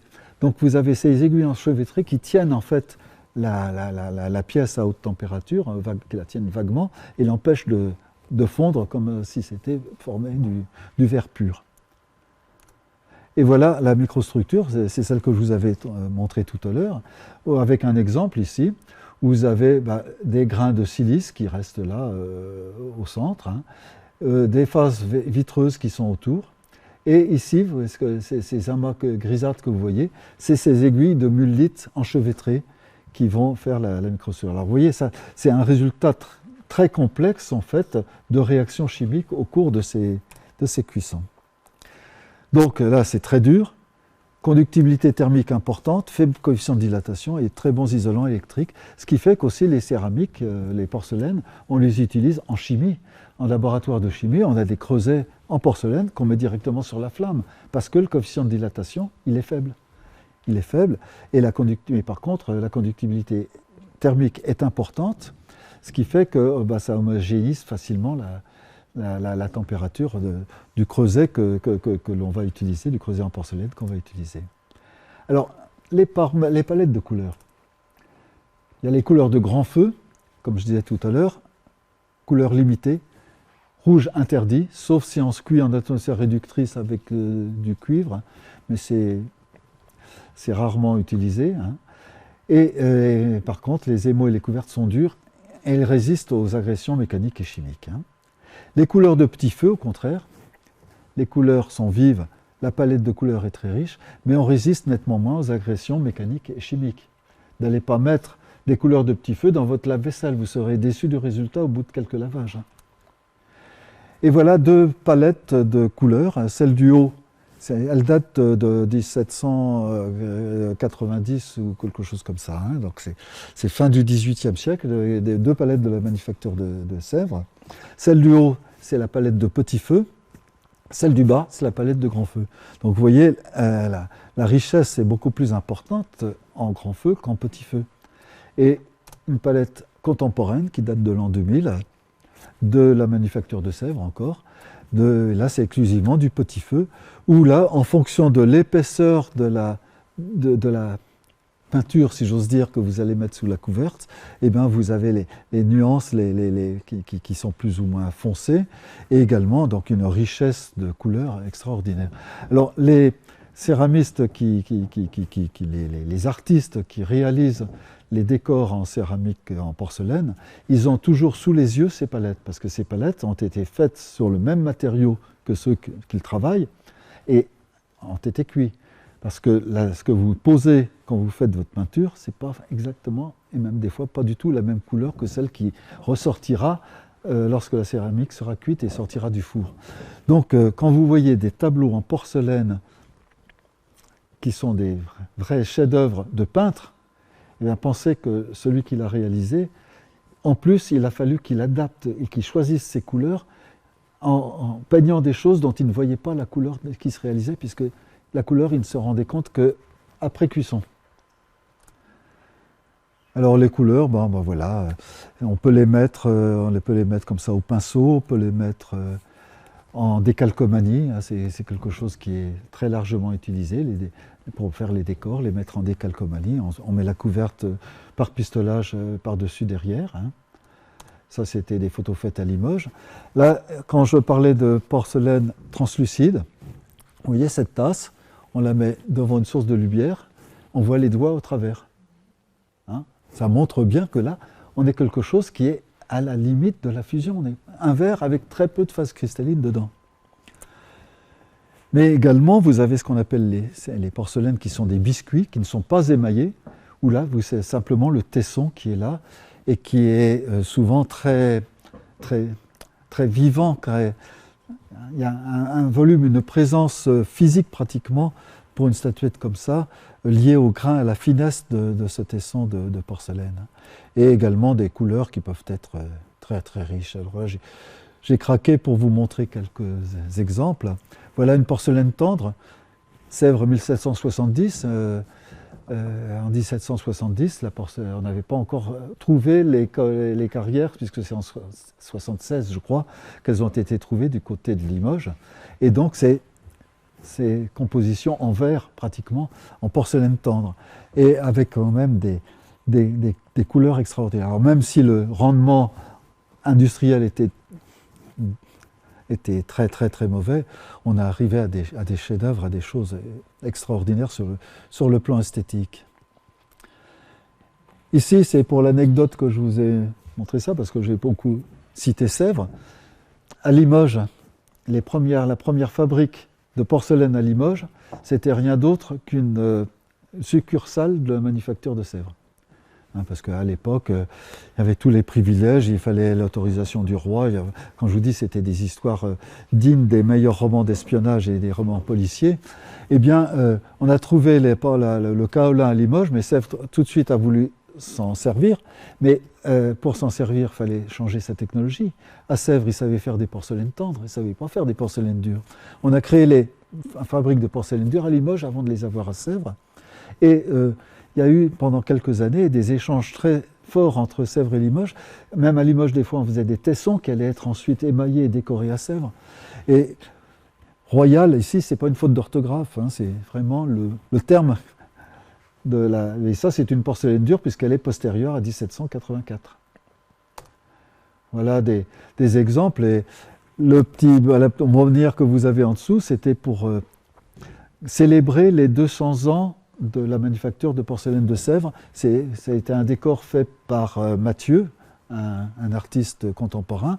Et tout ça, c'est avec des superbes bleus de Sèvres. Et là, vous voyez les dates 1963, qui étaient les 200 ans de la création de la manufacture de Sèvres de la Pompadour. Autre exemple de belles choses qu'on fait. Bon, tout ça, c'est pour faire beau ou pour faire des objets de musée. Là encore, c'est les porcelaines tendres, vous reconnaissez les couleurs qui sont celles des porcelaines tendres, mais également les services de table prestigieux d'aujourd'hui. Ben, voilà un service de Limoges fait en porcelaine. Alors, je voulais vous montrer une différence entre la porcelaine et la faïence. Un même objet fait en biscuit de porcelaine et un même objet en faïence émaillée. Là, vous avez ce qu'on appelle le petit Brognard, c'est-à-dire Brognard, c'était un des directeurs du temps de Napoléon de la manufacture de porcelaine de Sèvres, et il y a eu un buste célèbre que beaucoup d'entre vous connaissent certainement, qui a été fait par Houdon, et qui est une des pièces maîtresses de la manufacture de porcelaine de Sèvres. Ce que vous avez à gauche, c'est le modèle en porcelaine. Ce que vous avez à droite, ça a été fait, je ne sais pas où, mais en faïence, à partir d'un moule qui a certainement été volé à la manufacture de Sèvres. Et donc, vous voyez le même modèle, la finesse que vous avez avec le biscuit de porcelaine, alors que c'est beaucoup plus grossier, je dirais. Et vous voyez, en regardant de plus près, la finesse que vous avez dans le regard, dans les yeux, dans la tenue des cheveux, alors que là, c'est tout engobé dans cet émail sur faïence, qui même, et là ça ne se voit pas sur la photo, mais il est également tressaillé. Mais ça, ce n'était pas volontaire. Alors, quelques notions importantes sur les porcelaines. Donc, j'ai assez dit, hein, faible coefficient de dilatation, encore plus facile entre couverté et émaux, résistance au choc thermique, solidité sur les porcelaines, et à la limite lors de la fusion, lors de la cuisson, porosité nulle. Donc là, comme pour les grès, on des émails en dessous et on peut le mettre sans problème sur la gazeterie. Mais par contre, c'est tellement proche de la fusion que, vous voyez une statue, on est obligé de lui tenir le bras, on est obligé de la tenir par endroits pendant la cuisson, avec des supports en porcelaine qui ne sont pas collés, qui seront retirés ensuite. Sinon, il y a le bras qui tombe. Hein, on est vraiment à la limite de la fusion là. Petite anecdote aussi, l'invention des fours à flamme renversée, qui sont ceux de la manufacture de porcelaine de Sèvres en particulier. Hein, parce que les porcelaines industrielles, dans le beau service de table de Limoges que je vous ai montré tout à l'heure, il est fait dans des fours traditionnels, des fours cloches ou des fours intermittents comme ceux que je vous ai montrés en photo. Hein. Mais à Sèvres, on fait toujours avec des fours comme ceci, dits à flamme renversée. Alors le feu, il est là, dans ce qu'on appelle les alandiers. Et la flamme, elle bute tout de suite sur un muret, ce qui fait que ça l'oblige à monter. Et alors que les pièces qu'on va cuire sont dans ce qu'on appelle le laboratoire. Mais ici, c'est bouché. Donc, elle est obligée de redescendre. Et c'est pour ça qu'on appelle ça four à flamme renversée. Et ensuite, elle s'échappe par les carnaux qu'il y a dans le sol, là, ici, remonte pour aller dans ce qu'on appelle le globe, qui est à une température inférieure. Et c'est là où on fait les cuissons de dégourdi à plus basse température. Donc, dans la même cuisson, vous avez la cuisson des objets définitifs, si j'ose dire, et la cuisson des biscuits.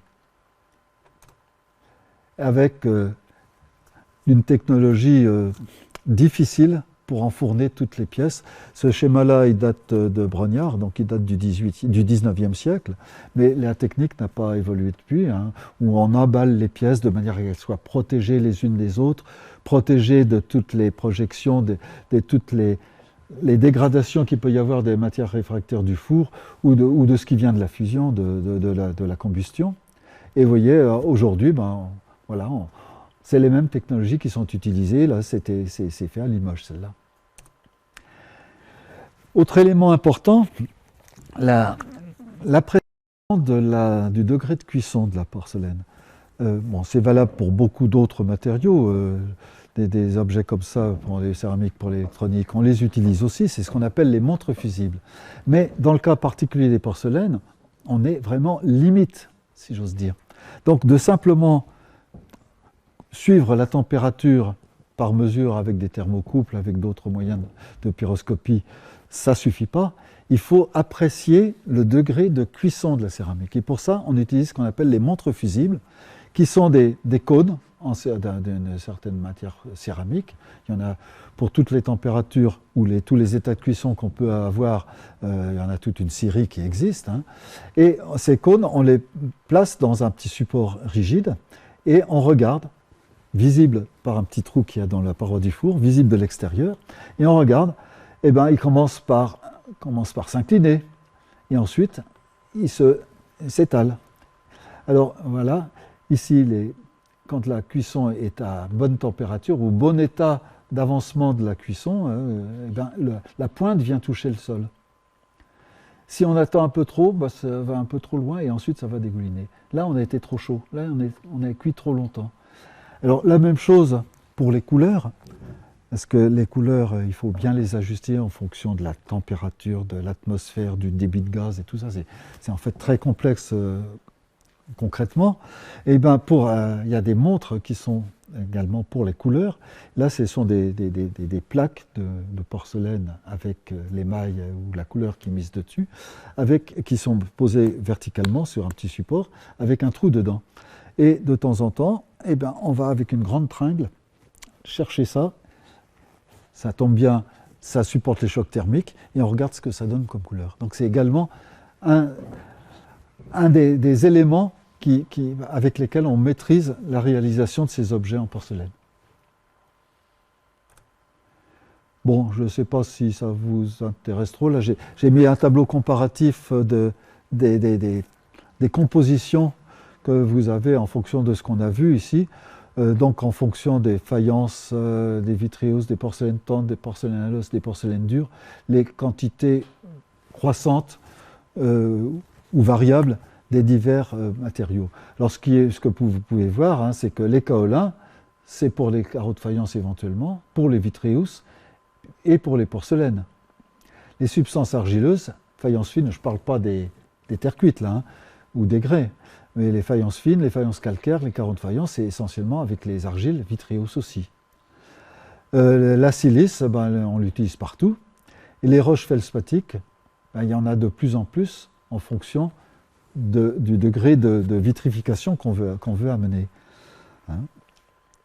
Et là-dedans, vous voyez les porcelaines... Ah mince.